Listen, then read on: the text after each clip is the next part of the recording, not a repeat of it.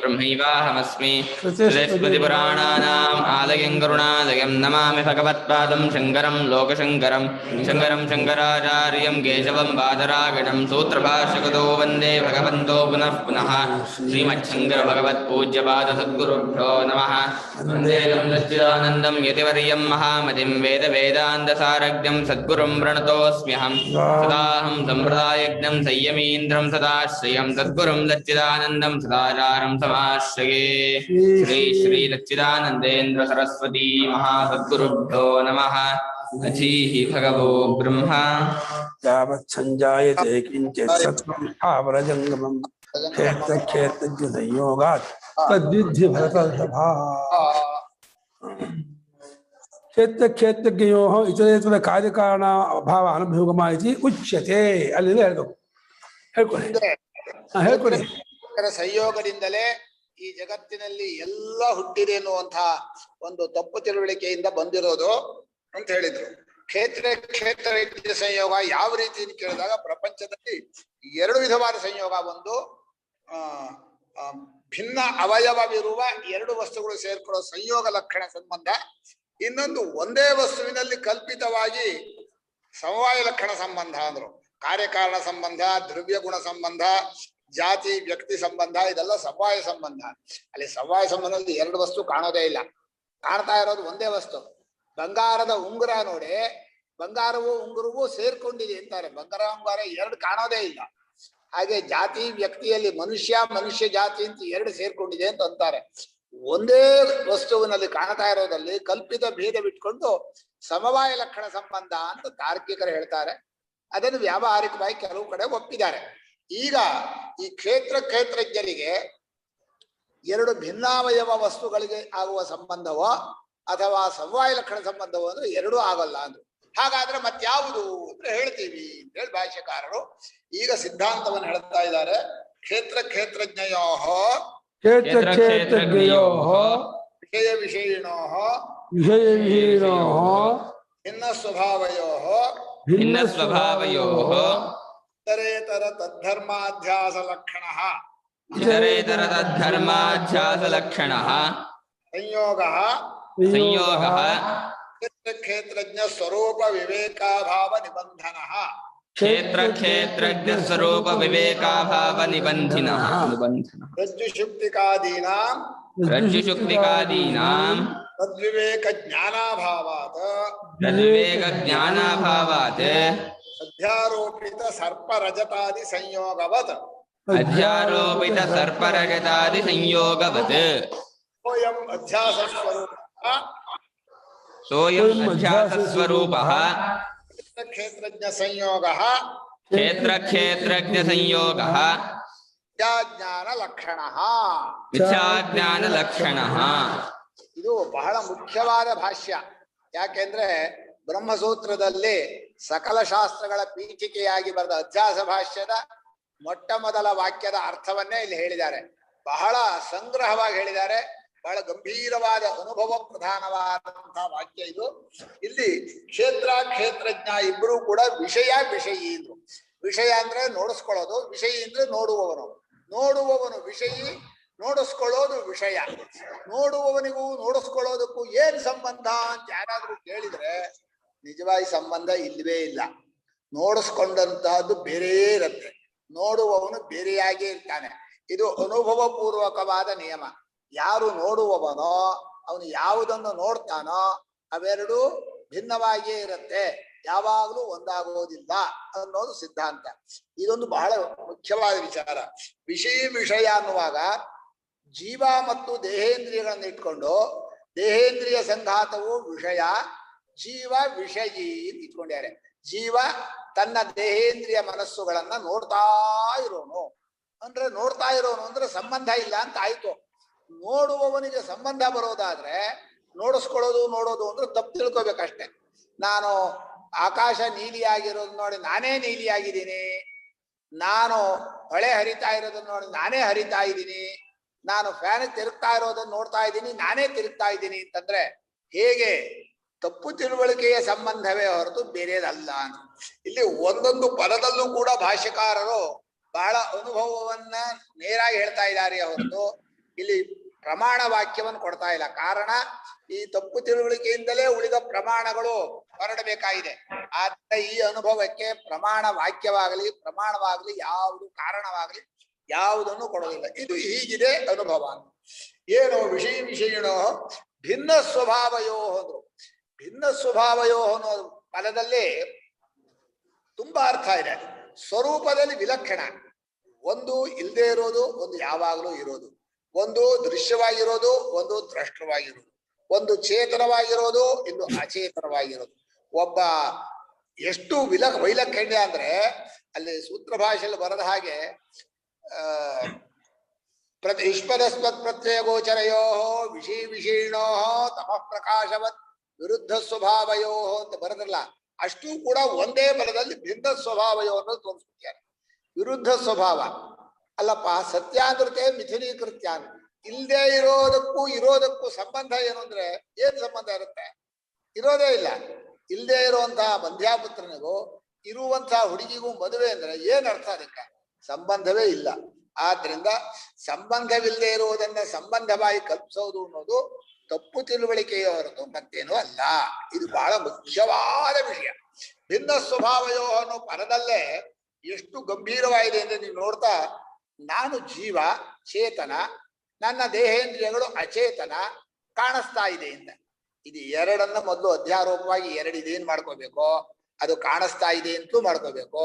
ಕಾಣಿಸ್ತಾ ಇದೆ ಅಂತ ಅಂದ್ಮೇಲೆ ಅದೇ ತಾನಾಗಿದ್ದೀನಿ ಅಂತ ಲೋಕದಲ್ಲಿ ವ್ಯವಹಾರ ಇದೆಯಲ್ಲ, ಅದನ್ನೂ ಅನುವಾದ ಮಾಡಿ ಭಿನ್ನ ಸ್ವಭಾವಯೋ ಇಂಥ ಸಂಬಂಧ ಏನು ಸಂಬಂಧ ಅಂದ್ರೆ ಇತರೇತರ ತದ್ಧರ್ಮಾಧ್ಯಾಸ ಲಕ್ಷಣ. ಇಲ್ಲಿ ಇತರೇತರಾಧ್ಯಾಸ ಲಕ್ಷಣ ತದ್ಧರ್ಮಾಧ್ಯಾಸ ಲಕ್ಷಣ ಅಂತ ಆ ಅಧ್ಯಾಸ ಲಕ್ಷಣವನ್ನ ಎರಡು ಕಡೆಗೆ ಬಳಸ್ಕೋಬೇಕು. ಇತರೇ ತದ್ಧರ್ಮ ಅಂತ ಒಂದೇ ಪದ ಅಲ್ಲ. ಇತರೇತರ ಸ್ವರೂಪಾಧ್ಯಾಸ, ಇತರೇತರ ತದ್ಧರ್ಮಾಧ್ಯಾಸ. ಅಂದ್ರೆ ಧರ್ಮ ಅಂದ್ರೆ ಗುಣ, ದೇಹೇಂದ್ರಿಯ ಗುಣಗಳನ್ನು ಜೀವನ ಗುಣಗಳನ್ನು ಪರಸ್ಪರ ಒಬ್ಬರಲ್ಲೂ ಒಬ್ಬರು ಹಾಕೋದು, ದೇಹೇಂದ್ರಿಯ ಸ್ವರೂಪವನ್ನು ಜೀವನ ಸ್ವರೂಪವನ್ನು ಒಂದರಲ್ಲಿ ಒಂದು ಹಾಕೋದು. ಇದು ಎಷ್ಟು ಆಳವಾಗಿ ಬೆರ್ಕೊಂಡ್ಬಂದಿದೆ ಜೀವನದಲ್ಲಿ. ಎಲ್ಲರೂ ಇದೇ ತತ್ವಳಿಕೆ ಇರೋದ್ರಿಂದ ಎಲ್ಲ ಜನ ಮೆಜಾರಿಟಿಯಲ್ಲಿ ಒಪ್ಕೊಂಡ್ಬಿಟ್ಟಿದ್ದಾರೆ, ಯಾರು ಪ್ರಶ್ನೆಯನ್ನೂ ಮಾಡೋಲ್ಲ. ಈಗ ನನಗೆ ಅರ್ಥವಾಗ್ತಾ ಇದೆ, ನನ್ನಲ್ಲಿ ಅರಿವಿದೆ ಅಂದ್ರೆ ದೇಹೇಂದ್ರಿಯದಲ್ಲಿ ಅಂತ ಅವನು ಹೇಳೋದು. ದೇಹೇಂದ್ರಿಯ ವಿಲಕ್ಷಣನಾದಂಥ ಇದನ್ನು ನೋಡುವ ಜೀವ ಅಂತ ಒಬ್ಬ ಇದ್ದಾನೆ ಅಂತ ನಾವು ಮಾಡ್ಕೊಂಡಿಲ್ಲ. ಇಲ್ಲಿ ಜೀವನನ್ನ ಸಾಕ್ಷಿಯ ಕಡೆಗೆ ಸೇರಿಸ್ಕೊಂಡು ದೇಹೇಂದ್ರಿಯಗಳನ್ನ ವಿಷಯ ಅಂತ ಇಟ್ಕೊಂಡು ಅಧ್ಯಾಸವನ್ನು ಹೇಳಿದ್ದಾರೆ. ನಿಜವಾಗಿ ಬರಿಯ ಸಾಕ್ಷಿಯನ್ನು ಇಟ್ಕೊಂಡು ಈ ದೇಹೇಂದ್ರಿಯಗಳಿಗೆ ಅಧ್ಯಾಸವನ್ನು ಹೇಳೋಕ್ ಬರೋದಿಲ್ಲ. ಯಾಕಂದ್ರೆ ಬರಿಯ ಸಾಕ್ಷಿ ಇಟ್ಕೊಂಡು ಕೂಡ್ಲೆ ಅದ್ವಿತೀಯನಾಗ್ಬಿಡ್ತಾನೆ, ಎರಡೇ ಇರೋದಿಲ್ಲ. ಕೇವಲ ಸಾಕ್ಷಿಗೆ ದೇಹೇಂದ್ರಿಯಗಳಾಗಲಿ ಅವಸ್ಥೆಯಾಗಲಿ ಪ್ರಪಂಚವಾಗಲಿ ಯಾವುದೂ ಕಾಣಿಸೋದೇ ಇಲ್ಲ, ಯಾವುದೂ ಇರೋದೇ ಇಲ್ಲ. ಆದ್ರಿಂದ ಎರಡು ಅಂತ ಅಧ್ಯಾರೋಪ ಮಾಡಿ, ಎರಡಕ್ಕೂ ಗುಣಗಳಿದೆ ಅಂತ ಅಧ್ಯಾರೋಪ ಮಾಡಿ, ಆ ಗುಣಗಳನ್ನು ಆ ಸ್ವರೂಪವನ್ನು ಒಂದರಲ್ಲಿ ಒಂದು ತಪ್ಪಾಗಿ ತಿಳಿದಿದ್ದಾರೆ ಅನ್ನೋದು ವ್ಯವಹಾರ ಕಾಲದಲ್ಲಿ ಗೊತ್ತಾಗತ್ತೆ. ತಪ್ಪಾಗಿ ಯಾಕೆ ತಿಳ್ಕೊಂಡಿದ್ದಾರೆ ಕಾರಣ ಹೇಳೋಲ್ಲ, ತಪ್ಪಾಗಿ ತಿಳ್ಕೊಂಡಿದ್ದಾರೆ ಅನ್ನೋದು ಪ್ರಮಾಣವನ್ನು ಹೇಳೋದಿಲ್ಲ. ತಪ್ಪಾಗಿ ತಿಳ್ಕೊಂಡಿರೋ ವ್ಯವಹಾರ ಕಾಣಿಸ್ತಾ ಇದೆ ಅನ್ನೋದನ್ನು ಭಾಷ್ಯಕಾರರು ಇಲ್ಲೂ ತೋರಿಸಿದ್ದಾರೆ, ಅಲ್ಲೂ ತೋರಿಸಿದ್ದಾರೆ. ಇಲ್ಲಿ ನಾವು ಚೆನ್ನಾಗಿ ಇಟ್ಕೋಬೇಕು. ಇತರೇತರ ಅಧ್ಯಾಸ ಲಕ್ಷಣ, ಇತರೇತರ ತದ್ಧರ್ಮಾಧ್ಯಾಸ ಲಕ್ಷಣ ಅಂತ ಎರಡು ಕಡೆಯಿಂದ ಸಂಬಂಧ ಮಾಡಿ ಇದೇ ಸಂಯೋಗ ಅಂದ್ರೆ. ಈಗ ನಿಮಗೆ ಇಲ್ಲಿ ಒಂದು ವಿವರಣೆ ಕೊಡಬೇಕು. ಇಲ್ಲಿ ಜೀವ ಅಂದ್ರೆ ನಾನು ಅಂತ ಇಟ್ಕೊಂಡ್ರೆ, ಈ ನಾನು ಇದಾನಲ್ಲ, ಈ ನಾನು ಎಂಬುದು ಒಂದು ಎಡಬುಡಂಗಿ ವಸ್ತು. ಇದು ಹಾಲು ನೀರು ಬೆರೆತ್ರೆ ಹಾಲು ಅಂತ ತಿಳ್ಕೊಂಡ್ರೆ ಅದೊಂದು ತಪ್ಪು ತಿಳ್ಕೊಳ್ಳಿಕ್ಕೆ. ಅಥವಾ ಅಭಿಷೇಕದ ಹಾಲಿನಲ್ಲಿ ನೀರು ಅಂತ ಕುಡಿದ್ರೆ, ತೀರ್ಥ ಅಂತ ಕುಡಿದ್ರೆ ಅದು ತಪ್ಪು ತಿಳುವಳಿಕೆ. ಇಲ್ಲಿ ಹಾಲಿನ ಜಾಗದಲ್ಲಿ ಸಾಕ್ಷಿ, ನೀರಿನ ಜಾಗದಲ್ಲಿ ದೇಹೇಂದ್ರಿಯಗಳು ಅಂತ ಇಟ್ಕೊಳ್ಳಿ. ದೃಷ್ಟಾಂತದಲ್ಲಿ ವಿವಕ್ಷಿತಾಂಶ ಮಾತ್ರ ಹೇಳ್ತೀನಿ ನಾನು. ಎರಡು ಬೆರಕೆಯಾಗ್ಬಿಟ್ಟಿದೆ. ಹಾಲು ನೀರು ಬೆರಕೆಯಾಗಿ ಕೊಡ್ತಾರೆ, ನಿಮ್ಗೆ ಹಾಲು ಕೊಡ್ತಾರೆ. ಅವಾಗ ಏನ್ ತಗೋತೀರಿ ನೀವು? ಹಾಲು ಅಂತ ತಗೋತೀರಿ, ನೀರ್ ಕಾಡಿಸೋದೇ ಇಲ್ಲ. 2 ಲೀಟರ್ ಹಾಲಿನ ದುಡ್ಡು ಕೊಡ್ಬೇಕು ಅಂತಾನೆ, ಅದ್ರಲ್ಲಿ ನಿಜವಾಗ ಅರ್ಧಕ್ಕಿಂತ ಹೆಚ್ಚು ಹಳ್ಳಿ ಹಾಲಲ್ಲಿ ಬರೀ ನೀರೇ ಇರೋದು. ನೀರು ಮಿಶ್ರಿತವಾದರೂ ಹಾಲು ಅಂತ ಯಾಕೆ ತಿಳ್ಕೊತೀವೋ, ತೀರ್ಥ ಕುಡಿಯುವಾಗ ಹಾಲು ಮಿಶ್ರಿತವಾದರೂ ನೀರಿನ ತೀರ್ಥ ಅಂತ ಯಾಕೆ ಕುಡಿತೀವೋ, ಹಾಗೆ ಸಾಕ್ಷಿಯನ್ನು ದೇಹೇಂದ್ರಿಯಗಳನ್ನು ಕಲಬೆರೆಸಿಕೊಂಡು ತಪ್ಪು ತಿಳುವಳಿಕೆಯಿಂದ ನೀವು ವ್ಯವಹಾರ ಮಾಡ್ತಾ ಇದ್ದೀರಿ. ಈ ಪ್ರಪಂಚದ ಎಲ್ಲಾ ಮನುಷ್ಯರಿಗೂ ಇರೋ ತಪ್ಪು ತಿಳುವಳಿಕೆ ಇದು ಅದ್ಭುತ. ದೇಶ ಕಾಲ ಲಿಮಿಟೇ ಇಲ್ಲ. ಎಲ್ಲಾ ಕಾಲದ ಎಲ್ಲಾ ಜನರ ಎಲ್ಲಾ ವ್ಯವಹಾರದಲ್ಲೂ ಈ ತಪ್ಪು ತಿಳುವಳಿಕೆ ಸೇರ್ಕೊಂಡೇ ಇರುತ್ತೆ. ಅದಿಲ್ಲದೆ ಹೋದ್ರೆ ವ್ಯವಹಾರವೇ ನಡೆಯೋದಿಲ್ಲ ಅಂತ ಒಂದು ಭಾಷಿಕರು ವಿಸ್ತಾರವಾಗಿ ಹೇಳ್ತಾರೆ. ಇದೇ ಸಂಯೋಗ ಅಂತ. ಈಗ ಈ ನಾನು ಅನ್ನೋನು ಹುಟ್ಕೊಂಡಲ್ಲ, ಇದು ಬರಿಯ ಸಾಕ್ಷಿಯಲ್ಲಿ ಇರ್ಲಿಲ್ಲ, ಬರಿಯ ದೇಹೇಂದ್ರಿಯಗಳಲ್ಲೂ ಇರ್ಲಿಲ್ಲ, ಸಂಯೋಗವಾಗುವುದು. ಸಂಯೋಗವಾದ ಹುಟ್ಕೊಂಡಿದ್ ಯಾರು? ನಾನು ಅನ್ನೋನು. ಈ ನಾನು ಹುಟ್ಕೊಂಡಿದ್ದಿಲ್ಲ, ಪ್ರಪಂಚದ ಬಾಕಿ ಹುಟ್ಟೆಲ್ಲ ಬಂತು ನಿಮ್ಗೆ. ಉಳಿದ ಹುಟ್ಟುಗಳಿದೆಯಲ್ಲ, ಪ್ರಪಂಚದ ಹುಟ್ಟು, ಪಂಚಭೂತಗಳ ಹುಟ್ಟು, ದೇಹೇಂದ್ರಿಯಗಳ ಹುಟ್ಟು, ಆದ್ಮೇಲೆ ಇನ್ನೇನೋ ಲೋಕದಲ್ಲಿ ಪ್ರಯತ್ನಶೀಲದಿಂದ ಹುಟ್ಟೋದು, ಕೆಲಸ ಮಾಡಿ ಹುಟ್ಟೋದು, ದೇಶಗಳ ಎಲ್ಲ ಹುಟ್ಟುಗಳು ಯಾವತ್ ಸಂಜಾಯತೆ ಕಿಂಚಿತ್ ಸತ್ವಂ ಸ್ಥಾವರ ಜಂಗಮಂ ಕ್ಷೇತ್ರ ಕ್ಷೇತ್ರಜ್ಞ ಸಂಯೋಗ. ಈ ತಪ್ಪು ತಿಳುವಳಿಕೆಯಿಂದ ಹುಟ್ಟುಕೊಂಡ ನಾನು ಎಂಬುವವನ ದೃಷ್ಟಿಯಿಂದಲೇ ಹುಟ್ಟೋದು. ಅಂದ್ರೆ ನಾನು ಎಂಬುವನು ತಪ್ಪು ತಿಳುವಳಿಕೆಯಿಂದ ಏನೋ ಇನ್ನೊಂದು ಆಗಿದೆ ಅಂತ ತಿಳ್ಕೋತಾನಲ್ಲ, ಅಲ್ಲೇ ನಿಮಗೆ ಹುಟ್ಟು ಅನ್ನೋದು ಕಾಣಿಸತ್ತೆ. ವಸ್ತುತಃ ಇರುವ ವಸ್ತು ಇದ್ದಾಗೆ ಇರುತ್ತೆ, ಅದು ಕೊಟ್ಟಿಲ್ಲ. ಇಲ್ದೇ ಇರೋ ವಸ್ತು ಏನು ಮಾಡಿದ್ರು ಹುಟ್ಟೋದಿಲ್ಲ. ಆದ್ರೆ ಇಲ್ದೇ ಇರೋದಕ್ಕೂ ಹುಟ್ಟಿಲ್ಲ, ಇದ್ದದ್ದಕ್ಕೂ ಹುಟ್ಟಿಲ್ಲ. ಮತ್ತೆ ಹೇಗೆ ಹುಟ್ಟುವುದು ಅಂದ್ರೆ ಹೀಗೆ ಹುಟ್ಟಬೇಕು. ತಪ್ಪು ತಿಳುವಳಿಕೆಯಿಂದ ಹುಟ್ಟಿದೆ ಅಂತ ಮಾಡ್ಕೋಬೇಕು. ಹುಟ್ಟಿರೋ ಹಿಂದ್ಗಡೆಯಲ್ಲೆಲ್ಲ ತಪ್ಪು ತಿಳುವಳಿಕೆ ಇದ್ದೇ ಇರುತ್ತೆ. ಬಹಳ ಸಿಂಪಲ್ ಆಗಿ ಹೇಳೋದಾದ್ರೆ, ನಮ್ಮೆಲ್ಲರಿಗೂ ನಮ್ಮೆಲ್ಲ ಅನರ್ಥಕ್ಕೂ ತಪ್ಪು ತಿಳುವಳಿಕೆ, ಎಲ್ಲ ಪ್ರಯತ್ನಕ್ಕೂ ತಪ್ಪು ತಿಳುವಳಿಕೆ ಬೇಸ್ಮೆಂಟ್. ತಪ್ಪು ತಿಳುವಳಿಕೆ ಇಟ್ಕೊಂಡು ನೀವು ಶುರು ಮಾಡಿದ ಮೇಲೆ ಎಂಟ್ರಿನೇ ತಪ್ಪು, ಮುಂದೆ ಸರಿಯಾಗತ್ತೆ. ನೀವು ಲೆಕ್ಕನೇ ತಪ್ಪಾಗಿ ಬರ್ಕೊಂಡು ಆನ್ಸರ್ ಕರೆಕ್ಟು ಅಂತ ಹೇಳಕ್ ಹೋದ್ರೆ ಆನ್ಸರ್ ಕರೆಕ್ಟ್ ಆಗುತ್ತೆ. ನೀವು ಮಾಡಿರೋ ಆರಂಭದ ಬೇಸ್ಮೆಂಟೇ ತಪ್ಪು. ಎಲ್ಲಿ ತಪ್ಪು? ದೇಹೇಂದ್ರಿಯಗಳನ್ನು ನೋಡಿ ಸಾಕ್ಷಿಯನ್ನು ಬೆರಕೆ ಮಾಡಿ. ಈ ಬೆರಕೆ ಮನುಷ್ಯ ಹುಟ್ಕೊಂಡಲ್ಲ. ನಾನು ಎಡಬುಡಂಗಿ ಅಂತ ಹೇಳ್ತಿದ್ವಿ ನಾವು. ಎಡಬುಡಂಗಿ ಅಂದ್ರೆ ಆ ಕಡೆಗೂ ಇಲ್ಲ ಈ ಕಡೆಗೂ ಇಲ್ಲ ಅಂತ. ಬರೀ ದೇಹೇಂದ್ರಿಯಕ್ಕೂ ಸೇರಿಲ್ಲ, ಬರೀ ಸಾಕ್ಷಿಗೂ ಸೇರಿಲ್ಲ. ಬರೀ ದೇಹೇಂದ್ರಿಯ ಬಿದ್ದಿದ್ರೆ ಅದ್ರಲ್ಲಿ ನಾನು ತುಟ್ಕೊಳ್ಳಲ್ಲ. ಬರೀ ಸಾಕ್ಷಿ ಒಬ್ಬನೇ ಇದ್ರೆ ಅಲ್ಲೂ ನಾನು ತುಟ್ಕೊಳ್ಳಲ್ಲ. ಇಬ್ಬರು ಸೇರ್ಕೊಂಡ್ರು. ಸೇರಿಸಿದ್ಯಾರು ಅಂತ ಕೇಳ್ಬೇಡಿ, ಯಾವಾಗ ಸೇರಿದ ಕಾಲ ಕೇಳ್ಬೇಡಿ, ಯಾಕೆ ಸೇರಿದ್ದಾರೆ ಅಂತ ಕಾರಣ ಕೇಳ್ಬೇಡಿ. ಯಾಕೆಂದ್ರೆ ಈ ಮೂರು ಪ್ರಶ್ನೆಯು ಈ ತಪ್ಪು ತಿಳುವಳಿಕೆ ಬಂದ್ಮೇಲೆ ಬರೋದು. ಇದು ನಮಗೆ ಅರ್ಥವೇ ಆಗಲ್ಲ. ಬಹಳ ಜನಕ್ಕೆ ತಪ್ಪು ತಿಳುವಳಿಕೆ ಯಾಕಾಯ್ತು, ನಮ್ಗೆ ಇದೊಂದು ಚಟ ಇದೆ. ಯಾವುದೇ ಬಂದ್ರು ಯಾಕಾಯ್ತು, ಏನ್ ಪ್ರಮಾಣ, ಅದ್ ಹೇಗೆ ಬಂತು ಇತ್ಯಾದಿ ದೃಷ್ಟಾಂತಗಳನ್ನ ಕೇಳೋ ಚಪಲ, ಕಾರಣ ಕೇಳೋ ಚಪಲ. ಇದಕ್ಕೆ ದೃಷ್ಟಾಂತವೂ ಇಲ್ಲ, ಕಾರಣವೂ ಇಲ್ಲ, ಪ್ರಮಾಣವೂ ಇಲ್ಲ. ಒಂದಿದೆ ವ್ಯವಹಾರದಲ್ಲಿ. ಈಗ ನಾನ್ ನಡ್ಕೊಂಡು ಹೋಗ್ತೀನಿ ಅಂತಂದ್ರೆ ನಾನು ಅಂದ್ರೆ ಕಾಲ ಆಗಲ್ವಾ? ನಾನ್ ನೋಡಿದೀನಿ ಕಂಡ್ರೆ ನಾನ್ ಕಣ್ಣಾಗಿಲ್ವೇ? ಹಾಗಿರ್ತೀವಿ. ನಾನು ಕಿವಿ ಆಗಿದ್ದೀನಿ, ಕೇಳಿದೀನಿ, ನಾನೇ ಕಿವಿಯಾರೆ ಕೇಳಿದೀನಿ ಅಂದ್ರೆ ಕಿವಿ ಆಗಿದ್ದೀವಿ. ಏನು ಮಾಡೋಕ್ಕಾಗಲ್ಲ. ನಮ್ಗೆ ಎಲ್ಲಾ ವ್ಯವಹಾರದಲ್ಲೂ ಸರ್ವೇ ಲೌಕಿಕ ವೈದಿಕಾಶ್ಚ ಪ್ರವೃತ್ತಾಹ. ಎಲ್ಲಾ ವ್ಯವಹಾರಗಳು, ಲೌಕಿಕ ವ್ಯವಹಾರ, ವೈದಿಕ ವ್ಯವಹಾರ, ಸರ್ವಾಣಿ ಚ ಶಾಸ್ತ್ರಾಣಿ ವಿಧಿ ಪ್ರತಿಷೇಧ ಮೋಕ್ಷ ಪರಾಣಿ ಅಂತ ಭಾಷ್ಯಕಾರ ಹೇಳಿದ್ರು. ಬಹಳ ಇಷ್ಟು ವಿಸ್ತಾರವಾಗಿ ಹೇಳಿರುವ ಅನುಭವ ಶಂಕರ ಭಾಷ್ಯ ಬಿಟ್ಟರೆ ಎಲ್ಲೂ ಸಿಗೋಲ್ಲ, ಯಾರಿಗೂ ಅರ್ಥವಾಗಿಲ್ಲ.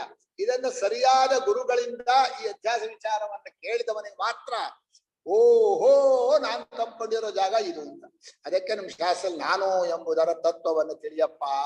ನಾನು ಅನ್ನೋದನ್ನು ತಿಳ್ಕೊಂಡ್ರೆ ಪ್ರಪಂಚನೂ ತಿಳ್ಕೊಂಡ ಹಾಗಾಗತ್ತೆ, ಪರಮಾತ್ಮನನ್ನು ತಿಳ್ಕೊಂಡ ಹಾಗಾಗತ್ತೆ. ಆ ನಾನು ಅನ್ನೋ ಬೆರಕೆಯನ್ನು ಹುಟ್ಟಿದಾನಲ್ಲ, ಆ ಬೆರಕೆ ಒಡಂಬಡಿಕೆ ಇಲ್ಲದೆ ಇದ್ದವನು, ಅವನೇ ಇಷ್ಟೆಲ್ಲ ನಿಮ್ಗೆ ಗೋಳು ಹೊಯ್ಕೋತಾ ಇರೋದು. ನೀವು ಯಾರ್ಯಾರನ್ನೋ ಯಾವ್ಯಾವ್ದಕ್ಕೋ ಕಾರಣ ಹುಡ್ಕೋಬೇಡಿ. ಈ ನಾನು ಹುಟ್ಕೊಂಡಿರೋ ತಪ್ಪು ತಿಳುವಳಿಕೆ ಕಾರಣ ಅಂತ. ಇದನ್ನ ಬಹಳ ಆಳವಾಗಿ ವಿಚಾರ, ಪಾಯಿಂಟ್ ವಿಚಾರ ಮಾಡ್ಬೇಕು. ನಾನು ಒಂದು ಸಲ ಅಧ್ಯಾಸ ಭಾಷ್ಯದಲ್ಲಿ 5 ಪ್ರಶ್ನೆ ಮಾಡಬಾರ್ದು, 5 ಪ್ರಶ್ನೆಗೆ ಉತ್ತರ ಇದೆ ಅಂತ ಹೇಳಿದ್ದೆ. ಯಾವ 5 ಪ್ರಶ್ನೆ ಮಾಡಬಾರ್ದು ಅಂದ್ರೆ, ಕಾಲದ ಪ್ರಶ್ನೆ ಇಲ್ಲ, ಯಾವಾಗ ಉಂಟಾಯ್ತು ಅಂತ ಕೇಳ್ಬೇಡಿ. ಏನ್ ಪ್ರಮಾಣ ಕೇಳ್ಬೇಡಿ, ಏನ್ ಕಾರಣ ಕೇಳ್ಬೇಡಿ, ಮಾಡಿದವನು ಯಾರು ಕೇಳ್ಬೇಡಿ, ಕರ್ತೃ ಕೇಳ್ಬೇಡಿ, ಅಧ್ಯಾಸ ಕರ್ತೃ, ಅಧ್ಯಾಸದ ಆಧಾರ ಯಾರೋ, ಯಾರ ಬಗ್ಗೆ ಅದನ್ನು ಕೇಳ್ಬೇಡಿ.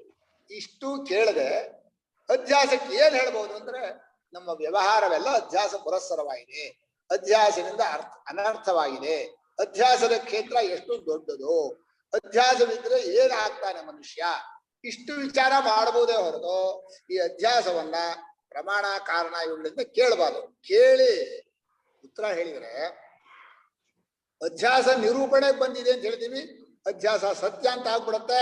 ಆ ಅಧ್ಯಾಸವನ್ನು ನಾಶ ಮಾಡಕ್ಕೂ ಹೋಗಲ್ಲ, ಅದು ಹಾಗೆ ಕೂತ್ಕೊಂಡ್ಬಿಡುತ್ತೆ.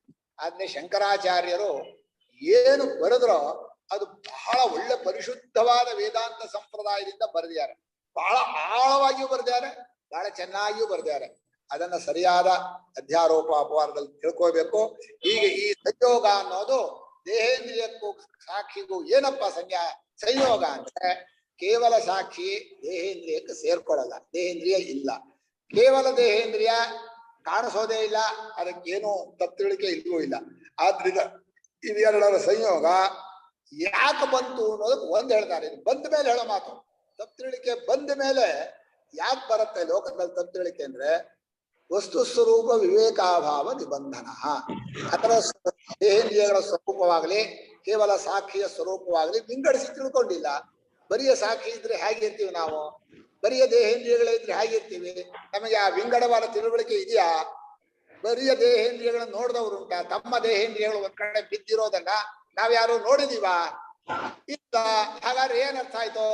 ದೇಹೇಂದ್ರಿಯಗಳು ಅಸದೇವ ಸದಿವ ಅವಭಾಸತೆ, ಎಂದೆಂದೂ ಇಲ್ಲ ಅಂತ.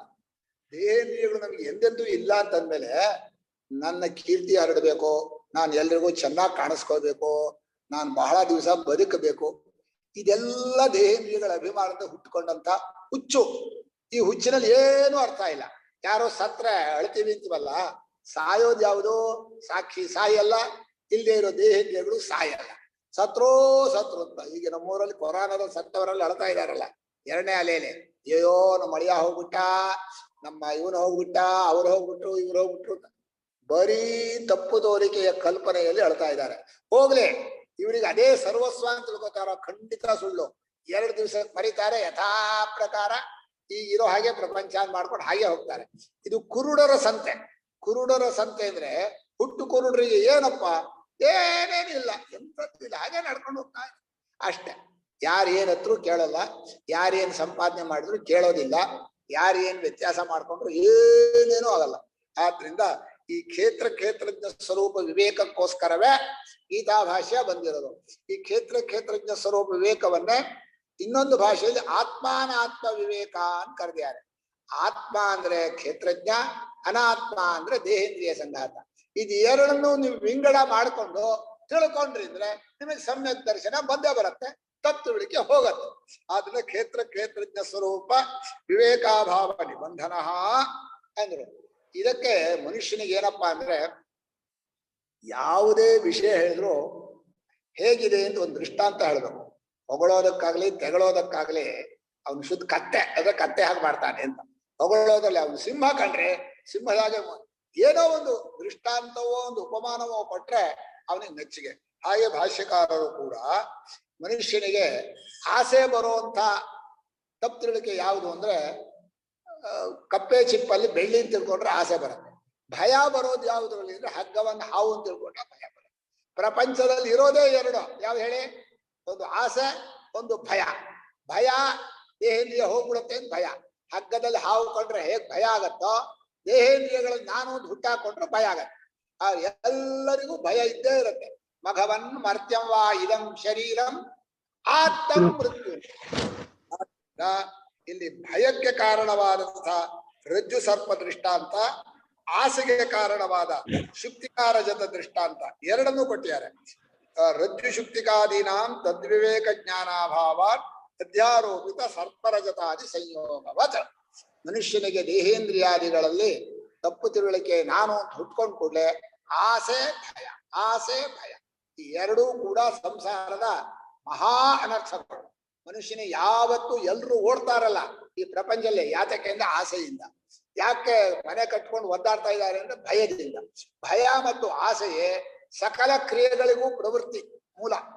ಅಂದ್ರೆ ಏನ್ ಕೆಲಸ ಮಾಡೋದಾದ್ರೂ ಭಯದಿಂದ ಇಲ್ಲ ಆಸೆಯಿಂದ. ಒಂದ್ ಕಡೆಯಿಂದ ಆಸೆಯಿಂದ, ಇನ್ನೊಂದ್ ಕಡೆಯಿಂದ ಭಯದಿಂದ. ಈ ಎರಡೂ ಕೂಡ ದೃಷ್ಟಾಂತ ಚೆನ್ನಾಗಿ ಕೊಟ್ಟಿದ್ದಾರೆ.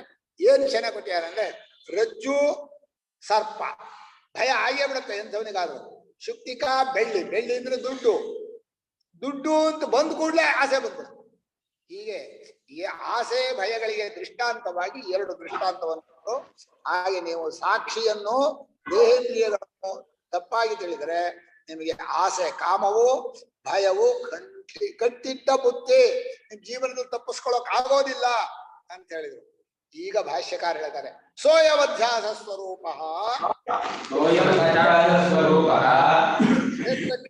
ಸಂಯೋಗ ಮಿಥ್ಯಾಜ್ಞಾನ ಲಕ್ಷಣ.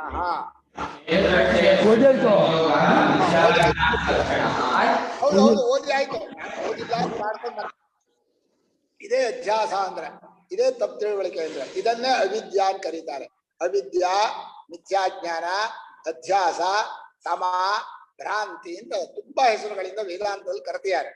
ಈ ಅಧ್ಯಾಸ ಸ್ವರೂಪ ಹೀಗಿದೆ ಅಂತ ಭಾಷ್ಯಕಾರರು ಅನುಭವ ಪೂರ್ವಕವಾಗಿ ಬರೆದಿದ್ದಾರೆ. ಇದನ್ನ ಇಲ್ಲೂ ಬರೆದಿದ್ದಾರೆ, ಬ್ರಹ್ಮಸೂತ್ರ ಭಾಷೆಯಲ್ಲೂ ಬರೆದಿದ್ದಾರೆ.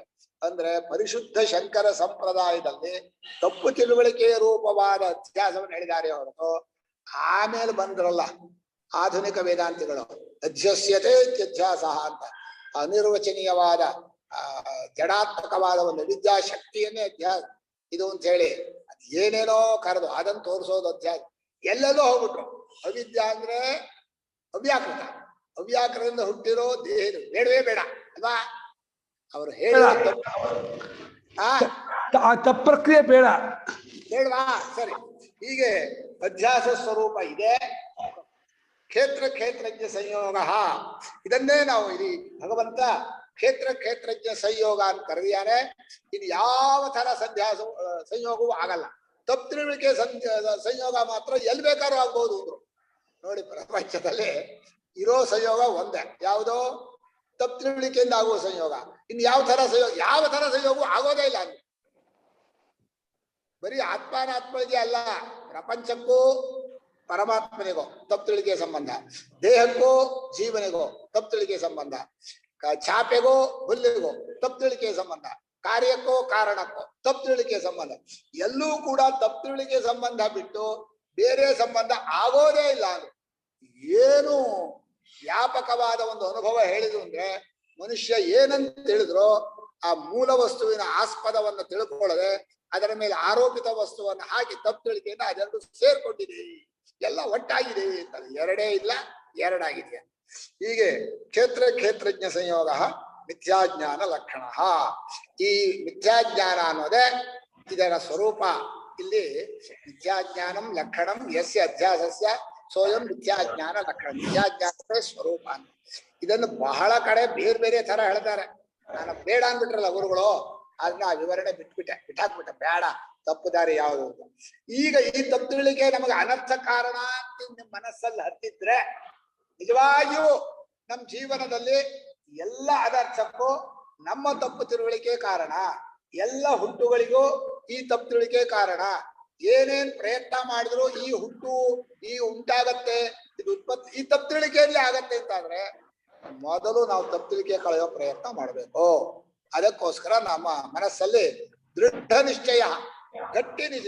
ಈ ತಪ್ಪು ತಿಳುವಳಿಕೆ ಬಿಟ್ಟೊರ್ತು ನಾನು ಊಟನೂ ಮಾಡಲ್ಲ, ನಿದ್ದೆನೂ ಮಾಡಲ್ಲ, ಅದಕ್ಕೆ ಫುಲ್ ಟೈಮ್ ಕೊಡ್ತೀನಿ ಅಂತ ಅನ್ಬೇಕು. ಯಾರು ಬರಲ್ಲ. ಏನ್ ಮಾಡೋದು?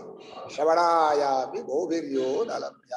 ಗುರುಗಳು ಗ್ರಂಥ ಬರೆದ್ರು, ನಮ್ಮನ್ನ ಬೆಂಗಳೂರಲ್ಲಿ ಅವ್ರು ಹೇಳ್ತಾ ಇದ್ದಾರೆ, ಅದು ಯಾರು ಹೌದು ಈ ತಪ್ಪು ತಿಳುವಳಿಕೆ ನಾನು ಕಳ್ಕೋಬೇಕು, ನನ್ನ ಜೀವನದಲ್ಲಿ ನಾನು ಆನಂದವಾಗಿರ್ಬೇಕು ಅಂತ ಯಾರೂ ಬರೋಲ್ಲ. ಎಲ್ಲ ಭಯದಲ್ಲಿ ಕಾಮದಲ್ಲಿ ಮುಳುಗಿದ್ದಾರೆ. ಅದಕ್ಕೇನೋ ಹೊರಗಡೆ ಪರಿಹಾರ ಸಿಗತ್ತೆ ಮಾಡ್ಕೊಂಡಿದ್ದಾರೆ. ಏನೇನ್ ಮಾಡಿದ್ರು ಪರಿಹಾರ ಆಗಲ್ಲ. ಈ ಜಗತ್ತಿನಲ್ಲಿ ಯಾರು ಎಷ್ಟೇ ಮಾಡಿದ್ರೆ ಇನ್ನಷ್ಟು ಸಿಗಾಕೊಳ್ಳುತ್ತೆ ಹೊರತು ಖಂಡಿತ ಪರಿಹಾರ ಇಲ್ಲ. ಇಂಥ ಕ್ಷೇತ್ರಜ್ಞ ಸಂಯೋಗ ಅನ್ನೋದೇ ಅಧ್ಯಾಸ, ತಪ್ಪು ತಿಳುವಳಿಕೆ ಅಂತ ಹೇಳಿ ಈಗ ಅದಕ್ಕೆ ಪರಿಹಾರ ಹೇಳುವಂತಹ ಕ್ರಮ ಹೇಳ್ತಾರೆ. ಯಥಾಶಾಸ್ತ್ರಂ ಕ್ಷೇತ್ರಜ್ಞ ಲಕ್ಷಣ ವೇದ ಪರಿಜ್ಞಾನ ಪೂರ್ವಕಂ ಪ್ರಾಗ್ದರ್ಶಿತ ರೂಪಾತ್ ಕ್ಷೇತ್ರಾತ್ ಮುಂಜಾದಿವ ಇಶೀಕಾಂ ಯಥೋಕ್ತ ಲಕ್ಷಣಂ ಕ್ಷೇತ್ರಜ್ಞಂ ಪ್ರವಿಭಜ್ಯ ಅಸತ್ ತತ್ ನಾಸದುಚ್ಯತೆ ಇತ್ಯನೇನ ಸರ್ವೋಪಾಧಿ ವಿಶೇಷಂ ಏಯಂ ಬ್ರಹ್ಮ ಸ್ವರೂಪೇಣ ಯಃ ಪಶ್ಯತಿ ಕ್ಷೇತ್ರಂಚ ಮಾಯಾ ನಿರ್ಮಿತ ಹಸ್ತಿ ಮಾಯಾ ನಿರ್ಮಿತ ಹಸ್ತಿ ಸ್ವಪ್ನದೃಷ್ಟ ವಸ್ತು ಸ್ವಪ್ನದೃಷ್ಟ ವಸ್ತು ಗಂಧರ್ವ ನಗರಾಧಿಪತ್ ಗಂಧರ್ವ ನಗರಾಧಿಪತ್ ಅಸದೇವ ಸದಿವ ಅವಭಾಸತೆ ಅಸದೇವ ಸದಿವ ಅವಭಾಸತೆ ಇತ್ಯೇವಂ ನಿಶ್ಚಿತ ವಿಜ್ಞಾನೋ ಯಃ ಇತ್ಯೇವಂ ನಿಶ್ಚಿತ ವಿಜ್ಞಾನೋ ಯಃ ತಸ್ಯ ತಸ್ಯ ಪ್ರೋಕ್ತ ಸಮ್ಯಕ್ ದರ್ಶನ ವಿರೋಧಾತ್ ಪ್ರೋಕ್ತ ಸಮ್ಯಕ್ ದರ್ಶನ ವಿರೋಧಾತ್ ಅಪಗಚ್ಚತಿ ಮಿಥ್ಯಾಜ್ಞಾನಂ. ಅಪಗಚ್ಚತಿ ಮಿಥ್ಯಾಜ್ಞಾನಂ. ಇದು ವಿದ್ಯಾವಿದ್ಯೆಗಳನ್ನು ಹೇಳಿದಾಗಾಯ್ತು. ಎಷ್ಟು ಚೆನ್ನಾಗಿ ಭಾಷ್ಯಕಾರರು ಭಾಷ್ಯ ಬರೆದಿದ್ದಾರೆ ಅಂದ್ರೆ, ಒಂದೊಂದು ಶಾಸ್ತ್ರ, ಅನುಭವ, ಉಪದೇಶ ಕ್ರಮ, ಎಲ್ಲ ಯುಕ್ತಿ ಎಲ್ಲವನ್ನೂ ಸೇರಿಸಿ ಬರೆದಿದ್ದಾರೆ. ಇಷ್ಟು ಚೆನ್ನಾಗಿರೋ ಭಾಷ್ಯ ಜಗತ್ತಲ್ಲಿ ಸಿಗೋದಿಲ್ಲ. ಯಥಾಶಾಸ್ತ್ರ ಅಂದ್ರು, ಶಾಸ್ತ್ರ ಹೇಳಿದ ಉಪದೇಶಕ್ಕೆ ತಕ್ಕಾಗೆ ನೀವು ಅನುಭವ ನೋಡ್ಕೋಬೇಕು. ಶಾಸ್ತ್ರ ಏನ್ ಹೇಳಿದೆ ಅಂದ್ರೆ, ಕ್ಷೇತ್ರಜ್ಞ ಲಕ್ಷಣ ಭೇದ ಪರಿಜ್ಞಾನ ಪೂರ್ವಕಂ. ಅಧ್ಯಾರೋಪ ದೃಷ್ಟಿಯಿಂದ ಕ್ಷೇತ್ರವು ಕ್ಷೇತ್ರಜ್ಞವು ಎರಡು ಬೇರೆ ಬೇರೆ ಅಂತ. ಕ್ಷೇತ್ರಜ್ಞ ಕ್ಷೇತ್ರದಲ್ಲಿ ಹೋಗಿ ಸೇರ್ಕೊಂಡು ನಾನು ಮಾಡ್ಕೊಂಡೆ ಅಲ್ಲ. ಆ ಕ್ಷೇತ್ರಜ್ಞನ ಲಕ್ಷಣ, ಕ್ಷೇತ್ರದ ಲಕ್ಷಣ 13ನೇ ಅಧ್ಯಾಯದಲ್ಲಿ ಇತಿ ಕ್ಷೇತ್ರಂ ಸಮಾಸೇನ ಸವಿಕಾರಂ ಉದಾಹರಣಂ ಅಂತ ಹೇಳಿ, ಆಮೇಲೆ ಅಮಾನಿತ್ವಾದಗಳನ್ನ ಹೇಳಿ ಜ್ಞೇಯನ್ನೆತ್ತ ಪರೀಕ್ಷಾ ಅಂತ ಕ್ಷೇತ್ರಜ್ಞನ್ ಹೇಳ್ತಾನೆ. ಇದು ಏನು ಅದ್ಭುತವಾಗಿ ವಿಂಗಡವಾಗಿ ಹೇಳಿದಾನೆ ಅಂದ್ರೆ, ತುಂಬಾ ಚೆನ್ನಾಗಿ ಹೇಳಿದಾನೆ. ಯಥಾಶಾಸ್ತ್ರ, ಶಾಸ್ತ್ರ ಹೇಳಿದ ಹಾಗೆ ಅನುಭವ, ಅಧ್ಯಾರೋಪಾಪವಾದ, ಯುಕ್ತಿ ಎಲ್ಲವನ್ನು ನೋಡ್ಕೊಂಡು ಭೇದವೇ ಇಲ್ಲದೆ ಹೋದ್ರು ಎರಡನ್ನು ಬೇರೆ ಮಾಡ್ಕೋಬೇಕು ಅಂದ್ರು. ಸ್ವಾಮಿ ಬೇರೆ ಮಾಡಿದ್ರು ಒಂದು ಇಲ್ಲ ಆಗತ್ತೆ ಅಂತ ಪರವಾಗಿಲ್ಲ. ನೀವು ದೇಹೇಂದ್ರಿಯ ಮನೋಬುದ್ಧಿಗಳನ್ನ ಬೇರೆಯಾಗಿ ನಿಂತು ನೋಡೋಕ್ ಹೋದ್ರೆ ಯಾರಿಲ್ಲವಾಗ್ತಾರೆ? ದೇಹೇಂದ್ರಿಯ ಬುದ್ಧಿಗಳೇ ಆಗತ್ತೆ. ಪರವಾಗಿಲ್ಲ, ಇಲ್ಲವಾಗತ್ತೆ ಅಂದ್ರೆ ಯಾವತ್ತೂ ಇಲ್ಲವಾಗತ್ತೆ. ನೋಡಿದಾಗ ಇಲ್ಲ ಆಗತ್ತೆ ಅಲ್ಲ, ಯಾವತ್ತಿಗೂ ದೇಹೇಂದ್ರಿಯಗಳು ನನಗೆ ಇಲ್ಲವೇ ಇಲ್ಲ ಅನ್ನೋದು ನಿಶ್ಚಯವಾಗುತ್ತೆ. ನೀನ್ ನೋಡೋಕ್ ಹೋದ್ರೆ ಆದ್ಮೇಲೆ ಅವುಗಳಿಗೆ ಇದೆ ಅನ್ನೋದಕ್ಕೆ ಏನೇನೂ ಅನುಭವ ಇಲ್ಲ. ಯಾವಾತನೋ ದೇಹೇಂದ್ರಿಯ ಮನೋಬುದ್ಧಿಗಳಿಂದ ತನ್ನ ಸ್ವರೂಪವನ್ನ ವಿಂಗಡ ಮಾಡಿಕೊಂಡು ಏನ್ ಚೆನ್ನಾಗಿ ಬರ್ದಿದ್ದಾರೆ. ವೇದ ಪರಿಜ್ಞಾನ ಪೂರ್ವಕಂ ಪ್ರಾಗ್ದರ್ಶಿತ ರೂಪಾತ್ ಕ್ಷೇತ್ರಾತ್ ಮುಂಜಾದಿವ ಇಶೀಕಾಂ. ಇಲ್ಲಿ ಭಾಷ್ಯಕಾರರು ಒಂದು ವಿವೇಕಕ್ಕೆ ಕ್ರಮವನ್ನು ಹೇಳಿದ್ದಾರೆ, ಶ್ರುತಿಯನ್ನು ಹೇಳಿದ್ದಾರೆ, ಅನುಭವವನ್ನು ಹೇಳಿದ್ದಾರೆ. ಎಷ್ಟರ ಇದೆ. ಮುಂಜಾರಿ ವೈಶೀಕಾಂ ಧೈರ್ಯೇಣ ತಂಬಿದ್ಯಾ ಶುಕ್ರಮೃತಂ ತಂಬಿದ್ಯಾ ಶುಕ್ರಮೃತ ವಿಧಿ ಅಂತೇಳಿ ಮುಂಡಕೋಪನಿಷತ್ತಿನಲ್ಲಿ ಮುಂಡಕ ಅನ್ನೋದು ಕಠೋಪನಿಷತ್ ಕೊನೆಗೆ ವೈಶೀಕಾಂ ಧೈರ್ಯೇಣ ಅನ್ನುವಾಗ ಎಳೆಯುವಾಗ ದಡಬಡ ಮಾಡಬಾರ್ದು, ನಿಧಾನಕ್ಕೆ ಎಳಿಬೇಕು. ಧೈರ್ಯ ಇರಬೇಕು. ಯಾಕೆ ಧೈರ್ಯ ಇರಬೇಕು ಅಂದ್ರೆ, ಅಶರೀರನ ಆಗ್ತಾನವನು. ಶರೀರೇಂದ್ರಿಯರ ಸಂಬಂಧವೇನಲ್ಲ. ದಿವಸ ಇದೇ ಶರೀರವನ್ನೇ ನಾನು ಮಾಡ್ಕೊಂಡು ಫೋಟೋ ತೆಗೆಸ್ಕೊಂಡು ಅಲಂಕಾರ ಮಾಡ್ಕೊಂಡು ಅದಕ್ಕೆ ಪೋಷಣೆ ಮಾಡಿ ದೇಹಾರಾಧನೆ ಮಾಡಿರೋವನಿಗೆ ದೇಹವೇ ಯಾವತ್ತೂ ನನಗಿಲ್ಲ ಅಂದ್ರೆ ಎಷ್ಟು ಭಯ ಆಗಿರ್ಬೋದು. ಆದ್ರೂ ಕೂಡ ಧೈರ್ಯ ಮಾಡ್ಕೋಬೇಕಂತ. ಮುಂಜಾದಿವ ಇಶೀಕಾಂ ಧೈರ್ಯೇಣ.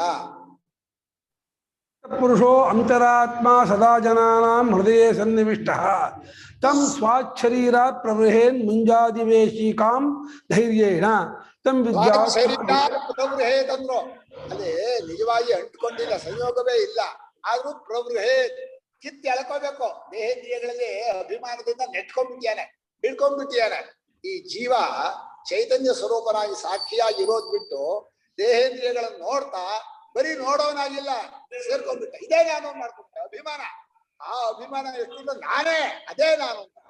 ಆ ದೇಹೇಂದ್ರಿಯಗಳಿಂದ ಹೊರಗೆ ಎಳೆದ್ರೆ ಧೈರ್ಯವೂ ಇರಬೇಕು, ಹುಷಾರಾಗಿರ್ಬೇಕು, ಹೆದರಬಾರದು, ಸೂಕ್ಷ್ಮವಾಗಿರ್ಬೇಕು. ಯಾಕೆಂದ್ರೆ ಮುಂಜಾನೆ ಎಳೆಯುವಾಗ ತುಂಡಾಗ್ಬಿಡುತ್ತೆ. ಆ ಇಶೀಕ ಅದರ ಒಳಗಡೆ ನೊಸೆ ಹುಲ್ಲಿನ ಒಳಗಡೆ ಇನ್ನೊಂದು ಗಂಟೆ ಇರುತ್ತೆ, ನಿಧಾನ ಕೇಳ್ಕೋಬೇಕು. ಹಾಗೆ ವಿವೇಕ ಪೂರ್ವಕವಾಗಿ ಕ್ಷೇತ್ರದಿಂದ ದೇಹೇಂದ್ರಿಯ ಸಂಘಾತಗಳಿಂದ ತನ್ನ ಸ್ವರೂಪವನ್ನ ಎಳಕೊಂಡು ಯಥೋಕ್ತ ಲಕ್ಷಣಂ ಕ್ಷೇತ್ರಜ್ಞ ಪ್ರವಿಭಜ್ಯ ಅವನನ್ನೇ ಬೇರೆ ಮಾಡ್ಕೊಂಡು ಹೇಗಿದ್ದೀನಿ ನೋಡ್ಕೋಬೇಕು. ಈ ಬೇರೆಯಾಗಿದ್ದ ನನ್ನ ಸ್ವರೂಪ ಹೇಗಿದೆ, ಸೇರ್ಕೊಂಡ್ರೆ ಹೇಗಿರುತ್ತೆ. ಸೇರ್ಕೊಂಡಾಗ ಪೈಪೋಟಿ, ಗಲಾಟಿ, ಊಟ ತೆಗೆಸ್ಕೊಳ್ಳೋದು, ಅದಕ್ಕೆ ಎಲ್ರ ಜೊತೆಲೆ ನಾನು ಎಲ್ರಿಗೂ ಕಾಣಿಸ್ಕೋಬೇಕು ಅಂತ ಮಾಡ್ಕೊಳ್ಳೋದು, ಈ ದೇಹಾಭಿಮಾನದ ಎಲ್ಲ ವ್ಯವಹಾರವು ಅದ್ರಲ್ಲಿ ಸೇರ್ಕೊಂಡು ನಡೆಯುತ್ತೆ. ಯಾವಾಗ ಬೇರೆ ಆದ ಪೂರ ಎಲ್ಲ ತಾನೇ ನುಂಗ್ಬಿಟ್ಟ, ಇಡೀ ಜಗತ್ತನ್ನು ನುಗ್ಗದ, ದೇಹೇಂದ್ರಿಯಗಳನ್ನು ನುಂಗ್ಬಿಟ್ಟ. ತಾನೇ ಇದಂ ಸರ್ವಂ ಯದಯಮಾತ್ಮ ಅನ್ನೋ ಜ್ಞಾನ ಬಂದ್ಬಿಡ್ತು. ಆಮೇಲೆ ಭಯವೂ ಇಲ್ಲ, ಕಾಮವೂ ಇಲ್ಲ. ಒಂದೇ ಏಟಿಗೆ ಭಯ ಕಾಮ ಎರಡೂ ಹೋಯ್ತು. ಏನ್ ಅದ್ಭುತವಾಗಿ ಬರ್ದಿದ್ದಾರೆ ಅಂದ್ರೆ, ಯಥೋಕ್ತ ಲಕ್ಷಣಂ ಕ್ಷೇತ್ರಜ್ಞಂ ಪ್ರವಿಭಜ್ಯ, ಒಡೆದು ಹಾಕಿ ಕಿತ್ಕೊಂಡು ಹೊರಗಡೆ ಬರ್ರೆ, ಆ ಸೇರ್ಕೊಂಡಿರೋ ಅಭಿಮಾನ ಬೇಡ, ಪ್ರವಿಭಜ್ಯ.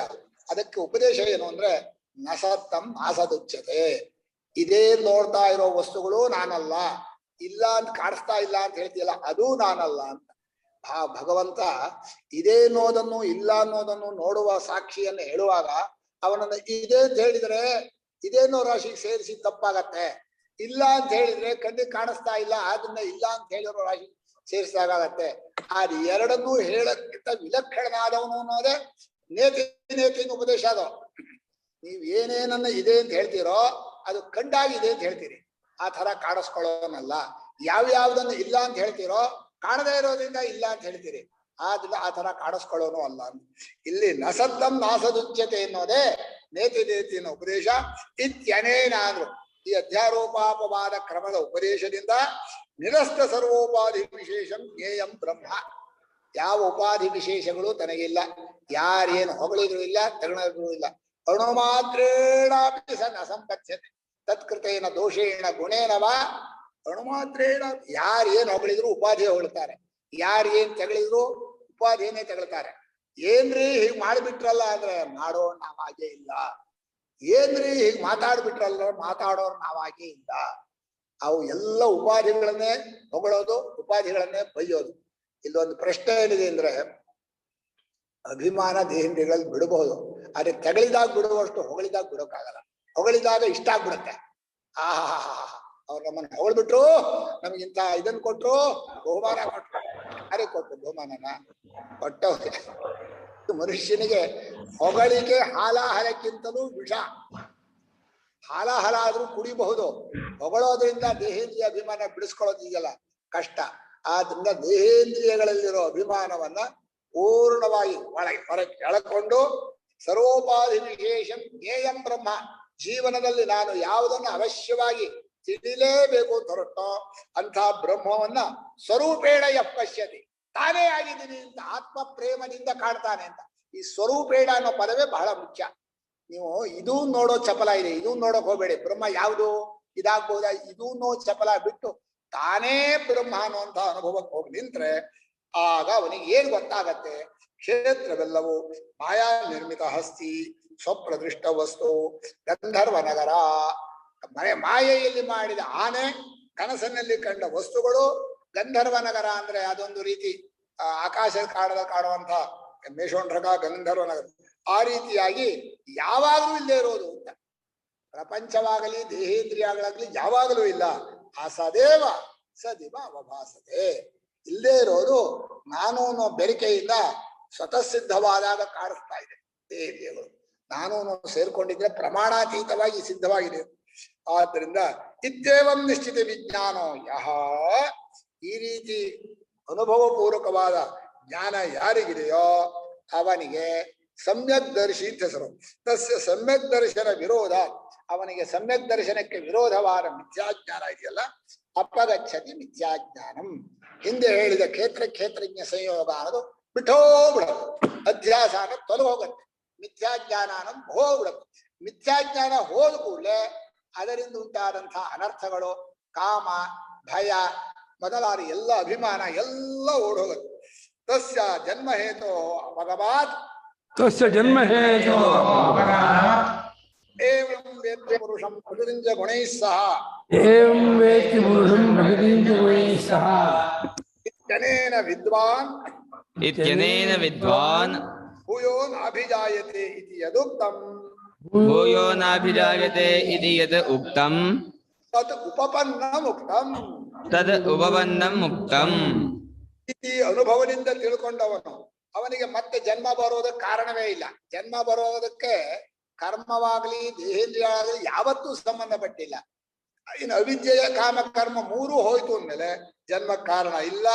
ಸಮ್ಯಕ್ ದರ್ಶನಕ್ಕೆ ವಿರೋಧವಾಯ್ತು, ಆ ಮಿಥ್ಯಾಜ್ಞಾನ ಹೋಯ್ತು. ಆದ್ರಿಂದ ಜನ್ಮ ಕಾರಣವಾದಂತಹ ಎಲ್ಲವೂ ಹೋದ್ರಿಂದ ಹಿಂದೆ ಹೇಳಿದ ಪುರುಷನನ್ನು ಪ್ರಕೃತಿಯನ್ನು ಹೀಗೆ ತಿಳ್ಕೋಬೇಕು ಅಂತ ಹೇಳಿದ್ನಲ್ಲ, ಇದೇ ಹೇಳ್ತಾ ಇರೋದು. ಪುರುಷ ಒಂದು ಪ್ರಕೃತಿ ಒಂದು ಸಾಂಖ್ಯರಂತೆ ಬರೀ ವಿಂಗಡವಾಗಿ ತಿಳ್ಕೊಳ್ಳೋದಲ್ಲ. ಈಗ ಹೇಳಿದ್ರಲ್ಲ, ಕ್ಷೇತ್ರಕ್ಕೆ ಸಂಯೋಗವೆಂಬ ಅಧ್ಯಾಸವನ್ನ ಕಳ್ಕೊಂಡು ಈ ಪ್ರಕೃತಿಯಾದಂತಹ ದೇಹೇಂದ್ರಿಯಗಳು ಯಾವತ್ತೂ ಇಲ್ವೇ ಇಲ್ಲ, ಪುರುಷನು ಪರಬ್ರಹ್ಮನೇ ಅಂತ ಹೇಳಿ ತಿಳ್ಕೊಳ್ಳೋದೆ ಏವಂ ವೇತ್ತಿ ಪುರುಷಂ ಪ್ರಕೃತಿಂಚ ಗುಣೈ ಸಹ ಅಂತ ಭಗವಂತ ಇದನ್ನೇ ಅಲ್ಲಿ ಹೇಳಿದ್ದ. ಇತ್ಯನೇನ ಆ ಶ್ಲೋಕದಂತೆ ವಿದ್ವಾನ್ ಚೆನ್ನಾಗಿ ಅನುಭವಕ್ಕೆ ತಿಳಿದು ಯಾವಾಗಲೂ ತಿಳಿದು, ವಿದ್ವಾನ್ ಅನ್ನೋದು ವರ್ತಮಾನ ನಿತ್ಯ ವರ್ತಮಾನ ಶಬ್ದ, ಯಾವಾಗಲೂ ಒಂದ್ಸಲ ತಿಳ್ಕೊಂಡ ಅಂತಲ್ಲ. ಆದ್ರಿಂದ ವಿದ್ವಾನ್ ಭೂಯೋ ನಾಭಿಜಾಯತೆ ಇತ್ಯನುವಾದ. ಈಗ ಒಂದ್ಸಲ ಹುಟ್ಟಿದಾನೆ ಅಂತ ಇಟ್ಕೊಂಡ್ರೆ ಅವನ ದೇಹ ಲೋಕದೃಷ್ಟಿಯಿಂದ ಹೋದ್ರೆ ಮತ್ತೆ ಹುಟ್ಟೋದಿಲ್ಲ ಅಂತ, ಯಾವತ್ತೂ ಹುಟ್ಟೇ ಇಲ್ಲ ಅಂತ ಅವನು ತಿಳ್ಕೊಂಡಿಯಾನೆ. ಆದ್ರೆ ಲೋಕದೃಷ್ಟಿಯಿಂದ ಸಾಯ್ತಾನೆ ಅಂತ ಮಾಡ್ಕೊಂಡ್ರು ಮತ್ತ ಅವನು ಹುಟ್ಟೋದಿಲ್ಲ ಅಂತ ಏನ್ ಹೇಳಿದ್ವೋ ಅದು ಯುಕ್ತಿಗೂ ಅನುಭವಕ್ಕೂ ಶಾಸ್ತ್ರಕ್ಕೂ ಹೊಂದಿಕೆಯಾಗಿದೆ, ಎಲ್ಲ ರೀತಿಯೂ ಸಮರ್ಥವಾಗಿದೆ ಅಂತ ಹೇಳಿದ್ರು. ನನಗೆ ಈಗ ಆಯಾಸವಾಯಿತು, ಮುಂದಕ್ಕೆ ಅದ್ವೈತಾನಂದರು ಹೇಳ್ತಾರೆ. ಏನ್ ಆಯಾಸ ಅಂತಿರೋಪ್ಪ, ನೀ ಎಲ್ಲಿ ರಾಮಂದಿರದಲ್ಲಿದ್ದೀರಾ, ನೀವ್ ಹೇಳ್ತಾ ಇರೋ ತಪ್ಪಲಿಕ್ಕೆ ಆಗೇ ಇಲ್ಲ ಅಂತ ಅವನ ಅಭಿಪ್ರಾಯ. ಯಾಕೆಂದ್ರೆ ತಪ್ಪಲಿಕ್ಕೆ ಆಗಿರ್ಬೇಕಾದ್ರೆ ಆ ಎರಡು ನಮಗಿಂತ ಬೇರೆ ಆಗಿರ್ಬೇಕು. ಹಗ್ಗವನ್ನು ತಪ್ಪಲಿಕ್ಕೋಬೇಕಾದ್ರೆ ಹಗ್ಗ ಹಾವು ನಮಗಿಂತ ಬೇರೆ ಆಗಿರೋದು ತಪ್ಪಲಿಕ್ಕೆ ಆಗತ್ತೆ ಅಂತ ಅನುಭವ ಇದೆ. ಆಮೇಲೆ ಎರಡು ಕಂಡಿರ್ಬೇಕು, ಹಗ್ಗವನ್ನು ಹಾವನ್ನು ಕಂಡಿರ್ಬೇಕು. ಈಗ ಅಮೆರಿಕ ಝೂ ಅಲ್ಲಿ ಯಾವುದೋ ಒಂದು ಪ್ರಾಣಿ ಇದೆ ಅಂತ ಇಟ್ಕೊಳ್ಳಿ, ನಾವು ಅದನ್ನ ನೋಡೇ ಇಲ್ಲ ಅಂದ್ರೆ ಇಲ್ಲಿನ ಯಾವುದೋ ಪ್ರಾಣಿ ನೋಡ್ಬಿಟ್ಟು ಈ ಪ್ರಾಣಿ ಆ ಝೂವಿನಂತೆ ಇದೆ ಅಂತ ಹೇಳಕ್ಕಾಗಲ್ಲ. ನೋಡಿದ್ದು ಎರಡಕ್ಕೆ ಹಾವನ್ನು ನೋಡಿದಾನೆ, ಹಗ್ಗವನ್ನು ನೋಡಿದಾನೆ, ಹಗ್ಗಲ್ಲಿ ಹಾವು ತಿಳ್ಕೊತಾನೆ. ಇಲ್ಲದೆ ಹೋದ್ರೆ ನೋಡದೇ ಇರೋ ಪ್ರಾಣಿಯನ್ನ ಒಂದ್ ಪ್ರಾಣಿಯಲ್ಲಿ ತಪ್ಪು ತಿಳ್ಕೊಳ್ಳೋದಿಲ್ಲ. ಹೀಗೆ ಆತ್ಮನನ್ನು ಅನಾತ್ಮನ್ನು ನೋಡೇ ಇಲ್ಲ, ಈ ತಪ್ಪಿಕೆ ಆಗಿದೆ ಅಂತೀರ. ಎರಡು ನಮಗಿಂತ ಬೇರೆನೇ ಅಲ್ಲ, ಬೇರೆ ಇದ್ದ ತಪ್ಪಿಗೆ ಆಗ್ಬೇಕು. ಅದು ಮೂರನೇದು ಹೋಲಿಕೆ ಇರಬೇಕು. ಹಗ್ಗ ನೋಡ್ಬಿಟ್ಟು ಬೆಟ್ಟ ಅಂತ ತಪ್ಪು ತಿಳ್ಕೊಳ್ಳಲ್ಲ, ಸಮುದ್ರ ಅಂತ ತಪ್ಪು ತಿಳ್ಕೊಳ್ಳಲ್ಲ, ಸೂರ್ಯ ಅಂತ ತಪ್ಪು ತಿಳ್ಕೊಳ್ಳಲ್ಲ. ಹಗ್ಗ ನೋಡಿ ಹಾವು ತಪ್ಪು ತಿಳ್ಕೊಳ್ತಾರೆ, ಕಪ್ಪೆ ಶಿಪ್ ನೋಡಿ ಬೆಳ್ಳಿ ತಪ್ಪು ತಿಳ್ಕೊಳ್ತಾರೆ. ಈ ತಪ್ಪಿಕೆ ಆಗಿದೆ ಅಂತಿರಲ್ಲ, ಇದು ಹೊಂದಲ್ವಲ್ಲ ಅಂತ ಪ್ರಶ್ನೆಯಲ್ಲಿ. ಅದಕ್ಕೆ ಅವರು ಎರಡು ಇದನ್ನು ಹೇಳಿದ್ದು, ವಿಷಯಣೋ ಭಿನ್ನ ಸ್ವಭಾವ ಅಂತ ತಗೊಂಡಿದ್ದು. ಒಂದು ವಿಷಯಿ ಯಾರು ಆತ್ಮ, ಇದು ವಿಷಯ ಕ್ಷೇತ್ರ, ಮತ್ತು ಸ್ವಭಾವದಲ್ಲೂ ಭಿನ್ನ ಸ್ವಭಾವ. ಇದು ಇರೋದು ಅದಿಲ್ಲದ್ದು, ಆಮೇಲೆ ಕಾಣದೇ ಇರೋದು ಕಂಡಿರೋದು, ಹೋಲಿಕೆ ಇರೋದು. ಇದು ಹೆಂಗೆ ತಪ್ಪಿಗೆ ಆಗಿದೆ ನೀವಂತೀರಾ? ಈ ತಪ್ಪಿಗೆ ಎಲ್ಲದೂ ಉಂಟ ಲೋಕದಲ್ಲಿ. ತಪ್ಪಿಗೆ ಆಗ್ಬೇಕಾದ್ರೆ ಎರಡು ಬೇರೆ ಆಗಿರ್ಬೇಕು, ನಮ್ಗಿಂತ ಬೇರೆ ಆಗಿರ್ಬೇಕು. ನನ್ನನ್ನು ನೀನು ತಪ್ಪು ತಿಳ್ಕೊಳ್ವಪ್ಪ, ನಿನ್ನ ನಾನು ತಪ್ಪು ತಿಳ್ಕೊಳ್ವಪ್ಪ, ತಪ್ಪು ತಿಳ್ಕೊಳ್ಳಲ್ಲ. ಬೇಕಾದ್ರೆ ಇದಕ್ಕೆ ಹೇಳ್ಬೋದು, ಔಪಚಾರಕ್ಕೆ ಹೇಳ್ಬೋದು. ನನ್ನನ್ನು ನೀನು ಯಾವ್ದು ತಪ್ಪು ತಿಳ್ಕೊಳ್ಳಲ್ಲ. ನೀವು ಅಂತಿದ್ದೀರಾ ತಪ್ಪು ತಿಳ್ಕೊಂಡಿದ್ದೀರಿ, ದೇಹೇಂದ್ರಿಯಾದಿಗಳು ನಾನು ಉಂಟು, ನನ್ನನ್ನು ದೇಹ, ಇದು ಆಗೋಕ್ಕೆ ಸಾಧ್ಯ ಇಲ್ಲ. ಯಾಕೆಂದ್ರೆ ಎರಡು ನನಗಿಂತ ಬೇರೆ ಅಲ್ಲ. ಲೋಕದಲ್ಲಿ ತಪ್ಪಲಿಕ್ಕೆ ಆಗ್ಬೇಕಾದ್ರೆ ಎರಡು ನನಗಿಂತ ಬೇರೆ ಆಗಿರತ್ತೆ, ಮತ್ತು ಎರಡು ಕಂಡಿರಬೇಕು, ಮೂರನೇದು ಹೋಲಿಕೆ ಇರಬೇಕು. ಇದು ಮೂರು ಇಲ್ಲದೆ ಇದ್ದಾಗ ತಪ್ಪಲಿಕೆ ಆಗುತ್ತೆ ಆಗಿದೆ ಅಂತಿರಲ್ಲ. ಇಲ್ಲಿ ಈ ತಪ್ಪಲಿಕೆ ಅಲ್ಲ ಅಂತ ಪೂರ್ವಪಕ್ಷಿ ಈ ಪಾಯಿಂಟ್ ತಗೊಂಡ. ಅದಕ್ಕೆ ಅವ್ರು ಹೇಳ್ತಿದ್ದಾರೆ, ಇಲ್ಲಪ್ಪ, ಈ ತಪ್ಪಲಿಕೆ ಲೋಕದ ಕಾಲ ದೇಶದಲ್ಲಾಗೋ ತಪ್ಪಲಿಕೆ ಈ ನಿಯಮ ನಿಜ. ನೀನ್ ಹೇಳ್ತಾ ಇರೋ ನಿಯಮ ಒಂದು ಕಾಲ ದೇಶದಲ್ಲಿ ತಪ್ಪು ತಿಳ್ಕೊಳ್ತಾರಲ್ಲ, ಒಂದು ಕಾಲದಲ್ಲಿ ಹಗ್ಗವನ್ನು ಹಾವು ತಿಳ್ಕೊಳ್ಳುವಾಗ ಒಂದು ಕಪ್ಪೆ ಬೆಳ್ಳಿ ತಿಳ್ಕೊ, ಅದು ಈ ನಿಯಮ ಇರುತ್ತೆ. ಆದ್ರೆ ಕಾಲ ದೇಶವೂ ಕಾರ್ಯಕಾರಣವೂ ಎಲ್ಲಿ ತಪ್ಪಾಗಿರುತ್ತೋ ಅಲ್ಲಿ ಈ ನಿಯಮವೇ ಹೊಂದಲ್ಲ. ಯಾಕೆಂದ್ರೆ ಆಗಿದೆಯಲ್ಲ, ಕಂಡ ದೇಹವನ್ನ ನಾನು ಅಂದ್ಕೊಂಡಿದ್ದಾನೆ, ತನ್ನ ಸ್ವರೂಪದ ಕ್ರಿಯತ್ವ ಚೇತನತ್ವವನ್ನ ದೇಹಾದಿಗಳು ನೋಡ್ತಾ ಇದ್ದಾನೆ. ದೇಹ ಚೇತನವೇ ಅಲ್ಲ, ದೇಹ ಅರಿಯತ್ತೆ ಅಂತೀರ. ಇಂದ್ರಿಯ ಚೇತನವೇ ಅಲ್ಲ, ಇಂದ್ರಿಯ ಅರಿಯತ್ತೆ ಅಂತೀರ. ಮನಸ್ಸು ಬುದ್ಧಿ ಚೇತನ ಅಲ್ಲ, ಅದು ಅರಿಯತ್ತೆ ಅಂತೀರ. ಆತ್ಮನ ಅರಿವನ್ನ ಮನಸ್ಸು ಬುದ್ಧಿ ದೇಹೇಂದ್ರಿಯಲ್ಲಿ ಹಾಕಿದ್ದೀರ. ಮನಸ್ಸು ಬುದ್ಧಿ ದೇಹೇಂದ್ರಿಯಗಳ ಬದಲಾವಣೆಯನ್ನ ನಮ್ಮ ಮೇಲೆ ಹಾಕೊಂಡಿದ್ದೀರ. ನಾನೇ ದಪ್ಪ, ನಾನೇ ಚಳುವು, ನಾನೇ ಬುದ್ಧಿವಂತ ಇತ್ಯಾದಿ ಹಾಕೊಂಡಿದ್ದೀರ. ದೇಹಾದಿಗಳನ್ನು ನಾನು ಅಂತೂ ತದನ್ ದೇಹಾದಿಗಳಂತೂ ಒಂದು. ದೇಹಾದಿಗಳ ಗುಣ ಇದೆಯಲ್ಲ, ಅದರ ಬದಲಾವಣೆ ಆಗೋದು, ದಪ್ಪ ಇರೋದು ಅದ್ರಲ್ಲಿ ನನ್ನ ಮೇಲೆ. ಆತ್ಮನ ಗುಣ ಇದೆಯಲ್ಲ, ಪ್ರಿಯತ್ವ ಚೇತನ ಅಂತ, ಅದು ಇದ್ರ ಮೇಲೆ. ಹೀಗೆ ಹಾಕೊಂಡು ಕಂಡಿರೋದ್ರಿಂದ ಯಾವಾಗಲೂ ಈ ತಪ್ಪಿಕೆ ಆಗಿಲ್ಲ ಅನ್ನೋದು ತಪ್ಪಾಗುವುದಾದರೂ ಮಿಥ್ಯೇತಿ ಭವಿಷ್ಯ ಯುಕ್ತಂ ತಥಾಪಿ ಇದು ಸರಿ ಅಲ್ಲ, ಈ ರೀತಿ ತಪ್ಪಿಕೆ ಆಗಿದೆ ಅನ್ನೋದು ಹೊಂದಲ್ಲ ಅನ್ನೋದಾದರೂ ಕೂಡ ಲೋಕದಲ್ಲಿ ಕಂಡಿದೆ. ಅಹಮಿದಂ ಮಮೇದಮಿತಿ ನೈಸರ್ಗಿಕೋಯಂ ಲೋಕ ವ್ಯವಹಾರ. ಇದು ನಾನು, ಇದು ನನ್ನದು ಅನ್ನೋದು ಯಾರು ಅಂದ್ಕೊಂಡಿಲ್ಲ, ಯಾರು ಮಾಡ್ಕೊಂಡಿಲ್ಲ. ಮಾಡ್ಕೊಂಡಿರೋದ್ರಿಂದ ಈ ನಿಯಮ ಬದಲಿಸ್ಕೋಬೇಕು ಹೊರತು ಆ ನಿಯಮವನ್ನ ಆತ್ಮಾನಾತ್ಮ ತಪ್ಪುಳಿಕೆಗೆ ಈ ನಿಯಮ ಇಟ್ಕೋಬಾರ್ದು ಅಂತ ಭಾಷ್ಯಕಾರರು ಅದನ್ನ ಅರ್ಥ ತೋರಿಸ್ಕೊಟ್ರು ಇಲ್ಲಿ. ಈ ಅಧ್ಯಾಸದಲ್ಲಿ ಈ ನಿಯಮ ಬರೋಲ್ಲ, ಅದು ಪ್ರಪಂಚದ ತಪ್ಪುಳಿಕೆಗೆ ಈ ನಿಯಮವೇ ಹೊರತು ಆತ್ಮಾನಾತ್ಮನ ತಪ್ಪುಳಿಕೆಗೆ ಈ ನಿಯಮ ಇಲ್ಲ ಅಂತ ಹೇಳ್ಬಿಟ್ಟು ಈಗ ಈ ತಪ್ಪುಳಿಕೆ ಕಳ್ಕೊಂಡವನು ಮತ್ತೆ ಹುಟ್ಟಲ್ಲ ಅಂತ ಹೇಳ್ತಾ ಇದ್ದಾರೆ. ಏನು ಅಂತ ನಸಭೂಯೋಭಿಜಾಯತೆ ಇತಿ ಸಮ್ಯಕ್ ದರ್ಶನ ಫಲಂ ನಸಭೂಯೋಭಿಜಾಯತೆ ಇತಿ ಸಮ್ಯಕ್ ದರ್ಶನ ಫಲಂ ಅವಿದ್ಯಾದಿ ಸಂಸಾರ ಬೀಜ ನಿವೃತ್ತಿ ದ್ವಾರೇಣ ಅವಿದ್ಯಾದಿ ಸಂಸಾರ ಬೀಜ ನಿವೃತ್ತಿ ದ್ವಾರೇಣ ಜನ್ಮಾಭಾವ ಉಕ್ತಃ ಜನ್ಮಾಭಾವ ಉಕ್ತಃ. ಮತ್ತೆ ಅವನು ಹುಟ್ಟೋದಿಲ್ಲ ಅಂತ ಹೇಳಿ ಒಂದು ಫಲ ಹೇಳ್ತಾ ಇದ್ದಾರೆ. ನಿಜವಾಗಿ ಈ ಫಲತ್ತು ಔಪಚಾರಿಕವೇ. ಈ ಫಲ ದೇಹಕ್ಕೋ ಈ ಫಲ ಆತ್ಮನಿಗೋ? ಹುಟ್ಟಲ್ಲ ಅಂತಂದ್ರೆ ದೇಹಾದಿಗಳು ಮತ್ತೆ ಹುಟ್ಟಲ್ಲ ಅಂತಂತಿದಾರೋ, ಆತ್ಮ ಮತ್ತೆ ಹುಟ್ಟಲ್ಲ ಅಂತಾರೋ? ದೇಹಾದಿಗಳು ಹುಟ್ಟಲ್ಲ ಅಂತ ಹೇಳೋ ಅವಶ್ಯಕತೆ ಇದೆ, ಯಾಕಂದ್ರೆ ಅದು ಇಲ್ಲೇ ಇಲ್ಲ, ಅದು ಕಲ್ಪಿತ. ಆತ್ಮನು ಹುಟ್ಟಲ್ಲ ಅಂತ ಹೇಳೋ ಅವಶ್ಯಕತೆ, ಯಾಕೆ ಆತ್ಮನ ಅವಯವೇ ಇಲ್ಲ, ಪರಿಚ್ಛಿನ್ನವೇ ಇಲ್ಲ. ಆದರೂ ಕೂಡ ಅವನು ಹುಟ್ಟಲ್ಲ ಅಂತ ಹೇಳಿ ನಿಮ್ಮ ಜ್ಞಾನಕ್ಕೆ ಒಂದು ಫಲ ಹೇಳಬೇಕು. ಈ ರೀತಿ ಕಂಡುಕೊಂಡ್ರೆ ಎಂಥ ಫಲ ಆಗುತ್ತೆ ಗೊತ್ತಾ ಅಂತೇಳಿ ಆ ಜ್ಞಾನಕ್ಕೆ ಪ್ರಯತ್ನ ಪಡೀರಿ. ಜ್ಞಾನಕ್ಕೆ ನೀವು ಇದಾಗಬೇಕು, ತೊಡಗಬೇಕು, ಜ್ಞಾನವಂತರಾಗಬೇಕು ಅಂತ ಪ್ರರೋಚನೆ ಮಾಡೋದಕ್ಕೋಸ್ಕರವಾಗಿ ಸಮ್ಯಕ್ ದರ್ಶನ ಫಲ ಇದನ್ನು ಕಂಡುಕೊಂಡ್ರೆ ಇಂಥ ಫಲವಾಗುತ್ತೆ ಅಂತ ಹೇಳಿ ಅವಿದ್ಯೆಯೇ ಮುಂತಾದ ಅಂದ್ರೇನು? ಅವಿದ್ಯಾ ಕಾಮ ಕರ್ಮವನ್ನು ಅವಿದ್ಯಾದಿ ಅಂತಾರೆ. ಆದಿ ಶಬ್ದದಿಂದ ಅವಿದ್ಯಾ ಕಾಮ ಕರ್ಮ ಇದೆಲ್ಲ ಏನು? ಸಂಸಾರಕ್ಕೆ ಬೀಜ. ಸಂಸಾರಕ್ಕೆ ಬೀಜ ಅಂದ್ರೇನು? ಸಂಸಾರಕ್ಕೆ ಕಾರಣ. ಸಂಸಾರ ಅಂದ್ರೇನು? ಜನ್ಮ ಮರಣ, ಹಸಿವು ಬಾಯಾರಿಕೆ, ಶೋಕ ಮೋಹ, ರಾಗದ್ವೇಷ ಇವುಗಳು ಮತ್ತೆ ಮತ್ತೆ ಉಂಟಾಗುವುದಕ್ಕೆ ಅವಿದ್ಯೆ ಮುಂತಾದ ಕಾರಣ. ಅದು ನಿವೃತ್ತಿ ಆಗುತ್ತೆ ಅಂದ್ರೆ ಅದು ಯಾವಾಗಲೂ ಇಲ್ಲ, ಅದು ಕಲ್ಪಿತವಾದದ್ದು, ಸುಮ್ಮನೆ ಅದು ಆರೋಪ ಮಾಡ್ಕೊಂಡಿದ್ದೀನಿ ಅಂತೇಳಿ ಗೊತ್ತಾದ ಕೂಡಲೇ ಸನ್ವಿಜ್ಞಾನ ಅಂದ್ಕೊಳ್ಳಿ ಅದು ಹೊರಟು ಹೋಗುತ್ತೆ. ಆ ನಿವೃತ್ತಿ ಆಗುವುದ್ರ ಮೂಲಕ ಇವನಿಗೆ ಜನ್ಮವಿಲ್ಲ ಅಂಥೇಳಿ ಉಪಚಾರ ಹೇಳಿದರು. ಜನ್ಮವಿಲ್ಲ ಅಂತ ಹೊಸದಾಗ ಆಗುತ್ತೆ ಅಂತ ಅನ್ಕೋಬೇಡಿ. ಜನ್ಮವಿಲ್ಲ ಅನ್ನೋದು ಸ್ವರೂಪವನ್ನೇ ಅನುವಾದ ಮಾಡ್ತಾ ಇದ್ದಾರೆ. ಸ್ವರೂಪಕ್ಕೆ ಜನ್ಮವಿಲ್ಲ ಅನ್ನೋದೇನಿದೆ ಅಂಥ ಒಂದು ಅನುಭವ ನಿಮಗೆ ಜ್ಞಾನದಿಂದ ಗೊತ್ತಾಗತ್ತೆ. ಜ್ಞಾನವಂತರಾಗಿ ತಿಳುವಳಿಕೆ ಪಡ್ಕೊಳ್ಳಿ, ಸಮ್ಯಕ್ ದರ್ಶನ ಮಾಡ್ಕೋಬೇಕು. ಸಮ್ಯಕ್ ದರ್ಶನ, ಆತ್ಮಜ್ಞಾನ, ಯಥಾರ್ಥ ಜ್ಞಾನ, ಪರಮಾತ್ಮ ಜ್ಞಾನ, ಆತ್ಮಾನುಭವ, ಆತ್ಮಜ್ಞಾನ ಎಲ್ಲ ಒಂದೇ ಅರ್ಥ, ಬೇರೆ ಬೇರೆ ಅರ್ಥ ಮಾಡ್ಕೋಬೇಡಿ. ಸಮ್ಯಕ್ ದರ್ಶನ, ಯಥಾರ್ಥ ಜ್ಞಾನ, ಯಥಾರ್ಥಾನುಭವ, ಆತ್ಮಾನುಭವ, ಆತ್ಮಜ್ಞಾನ ಎಲ್ಲ ಬೇರೆ ಬೇರೆ ಬೇರೆ ಕಾಂಟೆಕ್ಸ್ಟ್ ಬಳಸ್ತಾರೆ ಹೊರತು ಅರ್ಥ ಮಾತ್ರ ಒಂದೇ. ಗುರುಗಳೇ, ಒಂದೇ ಒಂದು ಚಿಕ್ಕದ ಡೌಟು. ಹಿಂದಿನ ವಾಕ್ಯ ತಾವು ಹೇಳಿದ್ರಲ್ಲ, ಹೌದು, ಪ್ರಾಪಂಚಿಕ ವಸ್ತುಗಳಲ್ಲಿ ಆಗ್ತಕ್ಕಂತ ಮಿಥ್ಯಾಜ್ಞಾನಕ್ಕೂ ಅಥವಾ ಅಜ್ಞಾನಕ್ಕೂ ಹೌದು, ಈ ಪರಮಾತ್ಮ ದರ್ಶನದಲ್ಲಿ ಈ ಸಂಯೋಗ ಆಗಿದೆ ಎನ್ನುವಂತಹ ಈ ಮಿಥ್ಯಾಜ್ಞಾನಕ್ಕೂ ಹೌದು ಒಂದೇ ತರಹದ ಅಧ್ಯಾಸ ಅಂದ್ರೆ ಆಗ್ತಾ ಇರತಕ್ಕಂತ ಅವಿದ್ಯೆಯಿಂದ ಆಗಿದೆ ಅಂತ ತಾವು ಹೇಳುವಾಗ, ಅದಕ್ಕೂ ವ್ಯಾವಹಾರಿಕವಾಗಿ ತಪ್ಪು ತಿಳುವಳಿಕೆ ಆಗಿದ್ದಕ್ಕೂ ಅಜ್ಞಾನ ಅಂತಾರೆ, ಹೌದು, ಇದಕ್ಕೂ ಅಜ್ಞಾನ ಅಂತಾರೆ. ಅದಕ್ಕೆ ಯಾಕೆ ಒಂದೇ ಹೆಸರಿಟ್ಟಿದ್ದಾರೆ? ಅಲ್ಲೇ ಒಂದನ್ನು ಇನ್ನೊಂದಾಗಿ ತಿಳ್ಕೊಳ್ಳೋದು ಅವಿದ್ಯೆ ಕಾಮನ್ ಇಟ್ಕೊಂಡಿದ್ದಾರೆ. ಒಂದನ್ನು ಇನ್ನೊಂದು ಹಗ್ಗವನ್ನು ಹಾವಾಗಿ ತಿಳ್ಕೊಳ್ಳೋದು ಅವಿದ್ಯೆ, ಆತ್ಮ ದೇಹಾದಿಯಾಗಿ ತಿಳ್ಕೊಳ್ಳೋದು ಅವಿದ್ಯೆ, ದೇಹಾದಿಗಳನ್ನು ನಾನು ತಿಳ್ಕೊಳ್ಳೋದು ಅವಿದ್ಯೆ. ಅದು ಕಾಮನ್ ಆಗಿದೆಯಲ್ಲ. ಅವಿದ್ಯೆಗೆ ಸಾಮಾನ್ಯ ಕ್ಷಣ ತಕ್ಷಣ ಏನು ಅಂದ್ರೆ ಅತಸ್ಮಿನ್ ತದ್ಬುದ್ಧಿ, ಅದು ಅಲ್ಲದರಲ್ಲಿ ಅದೂನ ಬುದ್ಧಿ. ಯಾವ್ದು ಅಲ್ಲವೋ ಅದಲ್ಲ ಅದೂನ ಬುದ್ಧಿ. ಅದು ಹಾವಲ್ಲ, ಹಾವು ಅಂದ್ಕೊಂಡ್ರೆ ತಪ್ಪುಳಿಕೆ. ದೇಹಾದಿಗಳು ನಾನಲ್ಲ, ನಾನು ಅಂತ ತಿಳ್ಕೊಂಡ್ರೆ ತಪ್ಪುಳಿಕೆ ಅಷ್ಟೇ. ತಪ್ಪುಳಿಕೆಗೆ ಕಾಮನ್ ಆಗಿರ್ತಕ್ಕಂಥ ಲಕ್ಷಣ ಏನೋ ಅದಲ್ಲದರಲ್ಲಿ ಅದೂನ ಬುದ್ಧಿಯೇ ತಪ್ಪುಳಿಕೆ. ಅದು ಪಾರಮಾರ್ಥ ವಿಚಾರವಾಗ್ಲಿ ಅಥವಾ ವ್ಯಾವಹಾರಿಕ ವಿಚಾರವಾಗ್ಲಿ ಸಮಾನ.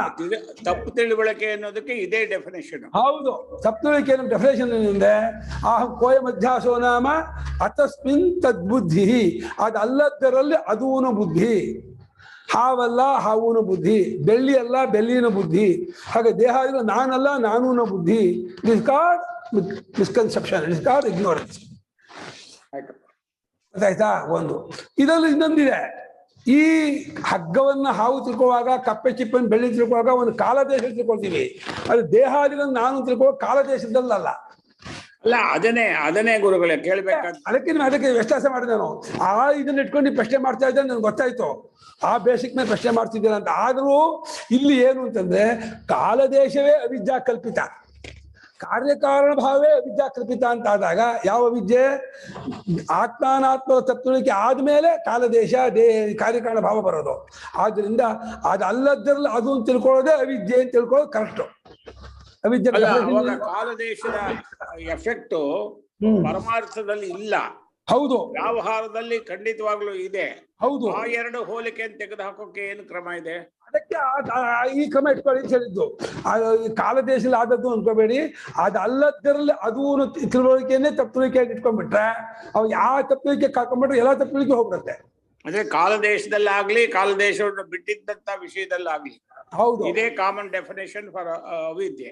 Correct, perfectly correct, perfectly correct, exactly correct. ಅದಲ್ಲದರಲ್ಲಿ ಅದು ತಿಳ್ಕೊಳ್ಳೋದೇ ತಪ್ಪುಳಿಕೆ ಅಷ್ಟೇ. ಯಾವ್ದಾದ್ರು ಆಗ್ಲಿ, ಅದು ಹಗ್ಗನೋ ಹಾವೋ ಆಕಾಶವೋ ಮೋಟು ಮರವೋ ಯಾವ್ದಾದ್ರು ಆಗ್ಲಿ, ಅದಲ್ಲ ಅದನ್ನು ತಿಳ್ಕೊಳ್ತೀನಿ. ಹೀಗೆ ಈ ತಪ್ಪುಳಿಕೆ ಕಳ್ಕೊಂಡ್ರೆ ಅವನಿಗೆ ಇನ್ನು ಜನ್ಮ ಅನ್ನೋದು ಇರೋದಿಲ್ಲ ಅಂತ ಅವನು ಪ್ರರೋಚನೆ, ಅದು ಒಂದು ರುಚಿ ಹುಟ್ಟಿಸ್ತಾ ಇದ್ದಾರೆ. ಈ ಆತ್ಮಜ್ಞಾನಕ್ಕೆ ಪ್ರಯತ್ನ ಪಡ್ರೋ, ಇದನ್ನ ಬಿಟ್ಕೋಬೇಡ್ರೋ, ಇದು ಅತ್ಯಂತ ಅಮೂಲ್ಯವಾದದ್ದು. ಜೀವನ ಇರೋದೇ ಇದಕ್ಕಾಗಿ. ನಮ್ಮ ಜೀವನ ಸಾರ್ಥಕ್ಯತೆ ಇಲ್ಲೇ. ಆತ್ಮಜ್ಞಾನ ಪಡ್ಕೊಂಡ್ವಿ ಅಂದ್ರೆ ನಮ್ಮ ಜನ್ಮ ಸಾರ್ಥಕವಾಯಿತು, ಕೃತಾರ್ಥರಾಗ್ತೀವಿ. ಇಲ್ಲವೋ ಇಹ ಚೇದವೇದಿ ತಥ ಸತ್ಯಮಸ್ತಿ ನಚೇದಿಹಾವೇದಿ ಮಹತೀ ವಿನಷ್ಟಿ. Uncountable loss, innumerable loss. Loss ಎಷ್ಟು ಹೇಳಿ? ಇನ್ಯೂಮರಬಲ್, ಅನ್ಕೌಂಟಬಲ್ ಲಾಸ್ ಅಂದ್ರೆ ಈ ದುಡ್ಡು ಕಳ್ಕೊಂಡ್ರು ಸಂಪಾದನೆ ಮಾಡ್ಕೋಬಹುದು, ಇನ್ನೇನೋ ಕಳ್ಕೊಂಡ್ರು ಆರೋಗ್ಯ ಹೋದ್ ಬದುಕಬಹುದು. ಈ ಜನ್ಮ ಹೋಯ್ತು ಅಂದ್ರೆ ಏನ್ ಮಾಡಿದ್ರು ನಮಗೆ ಮನುಷ್ಯ ಜನ್ಮ ಮತ್ತೆ ಬರುತ್ತೆ ಹೇಳಕ್ಕಾಗಲ್ಲ. ಬಹಳ ಕಷ್ಟ, ಹೇಳಕ್ಕಾಗಲ್ಲ. ನಿಮ್ಗೆ ಟು ಅಡ್ರೆಸ್ ಗೊತ್ತಿಲ್ಲ, ಫ್ರಮ್ ಅಡ್ರೆಸ್ ಗೊತ್ತಿಲ್ಲ. ನಾವು ಎಲ್ಲಿಂದ ಬಂದ್ವಿ ಗೊತ್ತಿಲ್ಲ, ಎಲ್ಲಿಗೆ ಹೋಗ್ತೀವಿ ಗೊತ್ತಿಲ್ಲ. ಬಂದು ಬಿಟ್ಟಿದ್ವಿ, ಬದುಕು ಅನಿವಾರ್ಯ. ಈ ಬಂದ ಮೇಲೆ ಹಸಿವಾದ್ರೂ ಊಟ ಮಾಡ್ಲೇಬೇಕು, ಬಾಯಾರಿಕೆ ನೀರು ಕುಡಿಲೇಬೇಕು. ನನ್ನ ಬಟ್ಟೆನೇ ಉಡಲ್ಲ ಅಂತ ಅನ್ನೋಕ್ಕಾಗಲ್ಲ. ಬಟ್ಟೆ ಉಡ್ಲೇಬೇಕು, ನೀರು ಕುಡಿಲೇಬೇಕು, ಊಟ ಮಾಡ್ಲೇಬೇಕು. ಬದುಕು ಅನಿವಾರ್ಯ, ಮರಣ ನಿಶ್ಚಿತ, ಹುಟ್ಟು ಆಕಸ್ಮಿಕವಾದ ಹುಟ್ಟು, ನಿಶ್ಚಿತವಾದ ಮರಣ, ಅನಿವಾರ್ಯವಾದ ಬದುಕಿನ ನಡುವೆಯಲ್ಲಿ ಆತ್ಮಜ್ಞಾನ ಪಡ್ಕೊಂಡು ಕೃತಾರ್ಥರಾಗಬೇಕು. ಇದು ಜೀವನದ ಸಾರ್ಥಕ್ಯತೆ. ಇಂಥ ಜನ್ಮ ಕಾರಣ ಅವಿದ್ಯಾ ನಿಮಿತ್ತಕಃ ಕ್ಷೇತ್ರ ಕ್ಷೇತ್ರಜ್ಞ ಸಂಯೋಗ ಉಕ್ತಃ. ಜನ್ಮಕ್ಕೆ ಕಾರಣ ಅವಿದ್ಯೆ, ನಿಮಿತ್ತ ಕಾರಣ ಅಂದ್ರೆ ನೋಡಿ. ಇಲ್ಲಿ ಇದು ಅರ್ಥ ಏನು ಅಂದ್ರೆ, ಅವಿದ್ಯೆಯಿಂದ ಹುಟ್ಟಾನೆ ಅಂತಲ್ಲ, ಹುಟ್ಟಿದಾನೆ ಅನ್ನೋದೇ ಅವಿದ್ಯೆ. ಅವಿದ್ಯಾ ನಿಮಿತ್ತಕಃ ಅನ್ನೋದಕ್ಕೆ ಅವಿದ್ಯಾ ಅಂತ ಒಂದಿದೆ, ಅದರ ನಿಮಿತ್ತ ಹುಟ್ಟಿದಾನೆ ಅನ್ಕೋಬೇಡಿ. ಈಗ ನಾನು ಹುಟ್ಟಿದ್ದೀನಿ ಅಂತಂದ್ರೆ ಇದೇ ಅವಿದ್ಯೆ. ಅವಿದ್ಯಾ ನಿಮಿತ್ತಕವಾಗಿ ಜನ್ಮವಾಗಿದೆ ಅನ್ನೋದೇ ಅವಿದ್ಯಾ ನಿಮಿತ್ತ. ಅವಿದ್ಯೆ ಇದ್ದು ಬಿಟ್ರೆ ನಾನು ಹುಟ್ಟಿದ್ದೀನಿ ಅನ್ನೋ ಕಾನ್ಸೆಪ್ಟು ಬರುತ್ತೆ, ಬೆಳಿತಾ ಇದ್ದೀನಿ ಕಾನ್ಸೆಪ್ಟು, ಸಾಯ್ತೀನಿ ಅನ್ನೋದು ಎಲ್ಲವಕ್ಕೂ ಅವಿದ್ಯೆ. ಇದೆಲ್ಲ ಅವಿದ್ಯೆಯೇ. ಇದು ಅವಿದ್ಯೆಯಿಂದ ಹುಟ್ಟಾನೆ ಅನ್ಕೋಬೇಡಿ. ಅವಿದ್ಯೆ ಅಕ್ಕಿ ಹಿಟ್ಟಿನ ರೊಟ್ಟಿ ಮಾಡ್ತಾರೆ ಅನ್ನೋ ಹಾಗೇನೆ ಅವಿದ್ಯೆ ಅನ್ನೋದು ಒಂದಿರುತ್ತೆ, ಅದು ನಮ್ಮನ್ನು ಹುಟ್ಟಿಸುತ್ತೆ ಅಂತ ಕಾರ್ಯಕಾರಣ ಭಾವ ಅನ್ಕೋಬೇಡಿ. ಅವಿದ್ಯಾ ನಿಜವಾಗಿ ಹುಟ್ಟದೇ ಇರುವಂತಹ ನೀವು ಹುಟ್ಟಿದೀರಿ ಅಂತ ಅನ್ಕೊಂಡ್ರೆ ಅದಕ್ಕೆ ಅವಿದ್ಯೆ ಹೆಸರು. ಅದಕ್ಕೆ ಅವಿದ್ಯಾ ನಿಮಿತ್ತಕಃ ಅನ್ನುವಾಗ ಆ ಕಪ್ರತ್ಯಯ ಇದೆಯಲ್ಲ, ಅದು ಬಹುರಿ. ಅವಿದ್ಯೆಯನ್ನೇ ನಿಮಿತ್ತವಾಗಿ ಇಟ್ಕೊಂಡಿದ್ದು ನೀವು ಹುಟ್ಟಿದೀನಿ ಅಂದ್ಕೊಳ್ತಾ ಇದ್ದೀರಾ. ಈಗಲೂ ನೀವು ಹುಟ್ಟಿಲ್ಲ, ಹುಟ್ಟಿದೀನಿ ಅನ್ನೋದೇ ಅವಿದ್ಯೆ. ಅವಿದ್ಯೆಯಿಂದ ಹುಟ್ಟಾನೆ ಅನ್ನೋದು ಸುಮ್ಮನೆ ಒಂದು ಉಪಚಾರಕ್ಕೆ ಹೇಳೋದಷ್ಟೇ. ಹುಟ್ಟಿದೀನಿ ಅನ್ನೋದೇ ಅವಿದ್ಯೆ ಆದ್ಮೇಲೆ ನಾನು ಅವಿದ್ಯೆನ ಕಂಡ್ಕೊಳ್ದೇ ಇರ್ಲಿ, ಜನ್ಮ ಅನ್ನೋದು ಇಲ್ದೇ ಇರೋವಾಗ ಹಗ್ಗದಲ್ಲಿ ಹಾವು ಅಂತ ಕಂಡ್ರುನು ಭಯ ಆದ್ರೆ ಹಾಕೊಳ್ಳಿ, ಹಾವಿಲ್ಲ ಅಂತ ಆದ್ಮೇಲೆ ಈ ಜನ್ಮ ಕಳೀಲಿಬೇಕು, ಜನ್ಮ ಮತ್ತೆ ಬೇಡ ಅಂತೆಲ್ಲ ಮನುಷ್ಯನಿಗೆ ಅನರ್ಥ. ಇವ ಭಯ ಬೇಡವಲ್ಲ. ಇವ ಹಾವು ನೀವು ಕಟ್ಕೊಳ್ದೆ ಹೋಗೋದು ಹಗ್ಗವೇ ಆಗಿದ್ರು, ಹಾವಿನ ಕಂಡ್ಕೊಂಡಿದ್ರೆ ಭಯ ಅವನಿಗೆ ಆಗತ್ತಲ್ಲ, ಅದು ಬೇಡವಲ್ಲ. ಹಾಗೆ ಜನ್ಮ ಇಲ್ಲ ನಿಜವಾದರೂ ಜನ್ಮ ಇದೆ ಅಂತ ಅನರ್ಥ ಇದೆ. ನಂಗೆ ಶೋಕಮೋಹ ರಾಗದ್ವೇಷ ಇದಿದೆ ಅಂತ ಅವನು ಅನ್ಕೊಂಡ್ಬಿಟ್ಟಿದ್ದಾನಲ್ಲ, ಇದು ನಂಗೆ ಬೇಡ ಅಂತ ಅನ್ಕೊಳ್ತಾ ಇದ್ದಾನಲ್ಲ. ಅಲ್ಲ, ಅವನೇ ಇಲ್ದೇ ಇರೋವಾಗ ಅವ್ನು ಏನ್ ಅನ್ಕೊಂಡ್ರು ಇಲ್ದೇ ಇರುವಾಗ ಅನ್ನೋದು ತತ್ವದೃಷ್ಟಿ ಆಯ್ತು. ಅವನೇ ಹಾಗೆ ಅನ್ಕೊಂಡಿಲ್ವಲ್ಲ. ಈಗ ತಪ್ಪಿಕೊಂಡವನು ನನಗೆ ಹುಟ್ಟಿದ್ದೀನಿ, ನನಗೆ ರಾಗದ್ವೇಷ ಇದೆ, ಶೋಕಮೋಹ ಇದೆ, ಜನ್ಮ ಮರಣ ಭಯ ಇದೆ, ಹಸಿವು ಭಯ ಹಿಡ್ಕೊಂಡ್ಬಿಟ್ಟಿದ್ದಾನೆ. ಇದನ್ನು ಹಿಡ್ಕೊಂಡ್ಬಿಟ್ಟಿರೋದ್ರಿಂದ ನೀನು ವಸ್ತುತಃ ಇಲ್ಲವಾದರೂ ಅವನ ಪಾಲಿಗೆ ಅದಿಲ್ಲ ಅಂತ ಆದಾಗ ಅವನು ಕಟ್ಕೊಳ್ಳೇಬೇಕು. ವಸ್ತು ಸತ್ಯ ಆಗಿರ್ಬೋದು ನೀವು ಹೇಳಿದಾಗೆ, ಅವನ ಪಾಲಿಗೆ ಅದು ಗೊತ್ತಿಲ್ಲದೆ ಇದ್ದಾಗ ಅವನು ಅದನ್ನು ಕಂಡ್ಕೊಂಡಿರ್ತಾನೆ, ಅದನ್ನು ಬಿಟ್ಕೊಳಕ್ಕಾಗೋದು. ನೀವು ರಿಯಲಿ ಕರೆಕ್ಟು. ರಿಯಲಿ ನೀವು ಹೇಳ್ತಿರೋ ಸತ್ಯ ಹೌದು. ಅವನು ಕಂಡ್ಕೊಳ್ಳದೆ ಹೌದು, ಅವನು ಹುಟ್ಟದೇ ಇದ್ದವನೇ. ಇವನು ಕಂಡ್ಕೊಂಡ್ರು ಹುಟ್ಟಿಲ್ಲ, ಕಂಡ್ಕೊಳ್ಳದೆ ಹೋದ್ರು ಹುಟ್ಟಿಲ್ಲ. ಆದರೂ ಕೂಡ ಕಂಡ್ಕೊಳ್ಳದೆ ಹೋದ್ರೆ ಹುಟ್ಟಿಲ್ಲ ಅನ್ನೋ ವಸ್ತುಸ್ಥಿತಿ ಆದರೂ ಕೂಡ ನಾನು ಹುಟ್ಟಿದ್ದೀನಿ ಅಂತ ಒದ್ದಾಡ್ಕೊಂಡು ಕಷ್ಟಪಟ್ಕೊಂಡು ಒದ್ದಾಡ್ಕೊಂಡು ಶೋಕ ಮೋಹ ರಾಗ ದ್ವೇಷ ಇದನ್ನು ಬಿಡಿಸ್ರಪ್ಪ ಒದ್ದಾಡ್ತಾ ಇದ್ದೀನಿ ಅಂತ ಹೇಳ್ತಾನಲ್ಲ, ಅವನಿಗೆ ಏನೋ ಹೇಳ್ಬೇಕಲ್ಲ. ಈಗ ನಾವು ಸಾಮಾನ್ಯ ಮನುಷ್ಯರು ಸುಖ ಬಂದ್ರು ನಾನು ಹುಟ್ಟ ಇಲ್ಲ, ನಂಗಿಲ್ಲ, ದುಃಖ ಬಂದ್ರು ನಂಗೆ ಹುಟ್ಟ ಇಲ್ಲ ಅಂತ ಅಷ್ಟೇ ತಿಳ್ಕೊಂಡು ಒಂಥರ ಮನಸ್ಥಿತಿನ ಮಧ್ಯದಲ್ಲಿ ಇಟ್ಕೊಂಡು ಎರಡಕ್ಕೂ ಸುಖಕ್ಕೂ ದುಃಖಕ್ಕೂ ತಲೆನೇ ಕೆಡ್ಸ್ಕೊಳ್ಳದೆ ಅಯ್ಯೋ ಬಂದ್ರು ಬಂತು, ಹೋಗು ಹೋದ್ರೆ ಹೋಯ್ತು, ಹೋಗು ನಾನೇ ಗೊತ್ತಿದ್ದವ್ರು ಹೇಳೋ ಮಾತಮ್ಮ, ಗೊತ್ತಿದ್ದವ್ರು ಸಾಕಲ್ವಾ ಅಂತ ಶಾಸನೆ. ಆಗ ಇವನಿಗೆ ಏನಾಗುತ್ತೆ ಅಂದ್ರೆ ಒಂದ್ಸಲ ಸ್ವಾತಂತ್ರ್ಯ ಹೇಳ್ಬಿಡ್ತಾನೆ. ಅಯ್ಯೋ ಸುಖ ಆಗುತ್ತೆ ಅನುಭವಿಸ್ಬೇಕು, ದುಃಖ ಆಗುತ್ತೆ ಅನುಭವಿಸ್ಬೇಕು, ಭಯ ಆಗುತ್ತೆ ಅನುಭವಿಸ್ಬೇಕು. ಈ ರೀತಿ ಆ ಒಂದು ಇದಿರುತ್ತಲ್ಲ ಕೊರತೆ, ಜೀವನದಲ್ಲಿ ಒಂದು ಕೊರತೆ ಇದೆಯಲ್ಲ, ಆ ಕೊರತೆ ಹೋಗ್ಬೇಕಾದ್ರೆ ಆತ್ಮಜ್ಞಾನ ಬೇಕೇ ಬೇಕು. ಈ ಸತ್ಯಜ್ಞಾನವಾಗದೇ ಇವನಿಗೆ ಕೊರತೆ, ಅಲ್ಪತ್ವ, ಈ ದುಃಖ, ಈ ಶೋಕಮೋಹ ನಿವೃತ್ತಿ ಆಗೋದೇ ಇಲ್ಲ.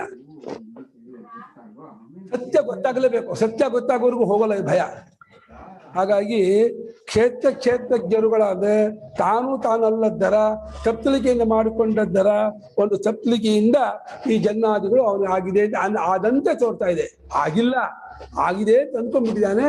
ಅಂತ ಆಗಿರುವಂತೆ ತೋರ್ತಾ ಇರುವಂತಹ ಆ ಇದನ್ನ ಇದು ಆಗಿಲ್ಲ, ನನ್ಗೆ ಬಂದಿಲ್ಲ, ನಾನು ಇಂಥವನೇ ಅಂತ ತಿಳ್ಕೊಳ್ಳೋದು ಸಮ್ಯಕ್ ದರ್ಶನ.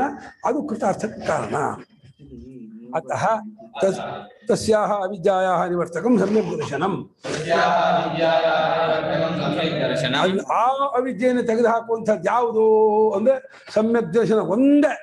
ಹೇಗೆ ಕತ್ತಲೆ ಹೋಗಬೇಕಾದ್ರೆ ಬೆಳಕೇ ಬೇಕೋ, MS ಲಕ್ಷ್ಮಿ ಹಾಡಿದ್ರು ಕತ್ತಲೆ ಹೋಗಲ್ಲ, 100 ಜನ ವೇದ ಪಾರಾಯಣ ಮಾಡಿದ್ರು ಹೋಗಲ್ಲ, 100 ಸೋಮಯಾಗ ಮಾಡಿದ್ರು ಹೋಗಲ್ಲ.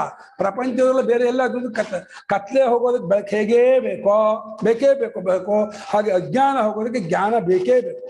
ಜ್ಞಾನ ಬರೋದಕ್ಕೆ ವಿಚಾರ ಮಾಡಲೇಬೇಕು. ವಿಚಾರ ಆಗದೆ ಜ್ಞಾನ. ವಿಚಾರ ಯಾರಿಗೆ ಮಾಡೋಕ್ಕಾಗಲ್ಲ, ಯೋಗ್ಯತೆ ಇಲ್ಲ. ಆ ವಿಚಾರ ಯೋಗ್ಯತೆಗೆ ಕರ್ಮಯೋಗ, ಭಕ್ತಿ ಯೋಗ, ಸಾಧನೆಗೂ ಬೇಕೇ ಬೇಕು. ಯಾವ ಸಾಧನೆಗಳು ಮಾಡಿದ್ರೆ ಚಿತ್ತಶುದ್ಧಿ ಆಗುತ್ತದೆಯೋ, ಚಿತ್ತಶುದ್ಧಿ ಆದರೆ ಚಿತ್ತ ಒಂದು ವೈಶಾರದ ಸ್ಪಷ್ಟತೆ, ಸ್ವಚ್ಛತೆ ಉಂಟಾಗುತ್ತೆ. ಅವಾಗ ವಿವೇಕ ಬರುತ್ತೆ. ವಿವೇಕದಿಂದ ವಿಚಾರ ಮಾಡ್ತಾನೆ, ವಿಚಾರದಿಂದ ಜ್ಞಾನವಾಗುತ್ತೆ, ಜ್ಞಾನದಿಂದ ಅಜ್ಞಾನ ಹೋಗುತ್ತೆ, ಅಜ್ಞಾನ ಹೋದರೆ ಕೃತಾರ್ಥನಾಗ್ತಾನೆ. ಅದೇ ಅಜ್ಞಾನ ಹೋಗದೆ ಕೃತಾರ್ಥನಾಗಲ್ಲ, ಜ್ಞಾನವಾಗದೆ ಅಜ್ಞಾನ ಹೋಗಲ್ಲ, ವಿಚಾರವಾಗದೆ ಜ್ಞಾನವಾಗಲ್ಲ. ವಿಚಾರ ಮಾಡೋದಕ್ಕೆ ಚಿತ್ತಶುದ್ಧಿ ಇಲ್ಲದೆ, ಚಿತ್ತದಲ್ಲಿ ಒಂದು ಏಕಾಗ್ರತೆ ಇದಿಲ್ಲದೇನೆ ವಿಚಾರ ಮಾಡೋಕ್ಕಾಗಲ್ಲ. ಅದಕ್ಕೋಸ್ಕರ ಉಪಾಸನೆ, ಭಕ್ತಿ, ಭಜನೆ, ಜಪ, ಕರ್ಮಾನುಷ್ಠಾನ, ನಿತ್ಯ ಕರ್ಮ, ಇದೆಲ್ಲ ವರ್ಣಾಶ್ರಮ ಎಲ್ಲ ಬೇಕು. ಯಾವುದು ಇಲ್ಲದೇನು ಆಗಲ್ಲ. ಅಂತಃಕರಣದಲ್ಲಿ ಮಾಡೋಕ್ಕೆ ಆಗಲ್ಲ. ಹಾಗೆ ಒಂದು ಪರಂಪರಾ ಸಾಧನ, ಅಂತರಂಗ ಸಾಧನ, ಒಂದು ಸಹಕಾರಿ ಸಾಧನ, ಒಂದು ಸಾಕ್ಷಾತ್ ಸಾಧನ ಅಂತ. ಪರಂಪರಾ ಸಾಧನಗಳು ಉಪಕಾರ, ಭಕ್ತಿ, ಭಜನೆ ಇತ್ಯಾದಿ ಪರಂಪರಾ ಸಾಧನ. ಇದು ಕರ್ಮಯೋಗವು ಪರಂಪರಾ ಆಗುತ್ತೆ. ಉಪಾಸನಾ ಭಕ್ತಿಯೆಲ್ಲ ಅಂತರಂಗ ಸಾಧನ ಆಗುತ್ತೆ. ಶಮದಮಾದಿಗಳ ಸಹಕಾರಿ ಸಾಧನ ಆಗುತ್ತೆ. ಶ್ರವಣ ಮನನ ನಿಧ್ಯಾಸಗಳು ಸಾಕ್ಷಾತ್ ಸಾಧನ ಆಗುತ್ತೆ ಆತ್ಮಜ್ಞಾನಕ್ಕೆ. ಆತ್ಮಜ್ಞಾನದಿಂದ ಮುಕ್ತ ಆಗ್ತಾನೆ. ಅದರಿಂದ ಆ ಅವಿದ್ಯೆಯನ್ನು ಕಳೆದುಹಾಕುವಂಥದ್ದು ಸಮ್ಯಕ್ ದರ್ಶನ, ಸರಿಯಾದ ಯಥಾರ್ಥ ಜ್ಞಾನ. ಇದನ್ನ ಹಿಂದಿನ ಅನೇಕ ಅಧ್ಯಾಯಗಳು ಹೇಳಿದ್ದಾದರೂ ಕೂಡ ಮತ್ತೊಮ್ಮೆ ಶಬ್ದಾಂತರದಿಂದ ಇನ್ನೊಮ್ಮೆ ಹೇಳಾಗತ್ತೆ. ಯಾಕೆಂದ್ರೆ ದುರ್ಬೋಧತ್ವ ಆತ್ಮವಸ್ತುನಃ, ಆತ್ಮವಸ್ತು ಅತ್ಯಂತ ದುರ್ಬೋಧವಾದ್ದರಿಂದ ಮತ್ತೊಂದು ಪ್ರಕಾರದಿಂದ ಹೇಳ್ತೀನಿ ಅಂತ ಹೇಳಿ ಪರಮಾತ್ಮ ಅದಕ್ಕೆ ಪ್ರೀತಿ ಹಾಕ್ತಾ ಇದ್ದಾನೆ. ಸಮಂ ಸರ್ವೇಷು ಭೂತೇಷು. ನಾಳೆ ಹೇಳೋಣ. 11 ಗಂಟೆ ಆಯ್ತು.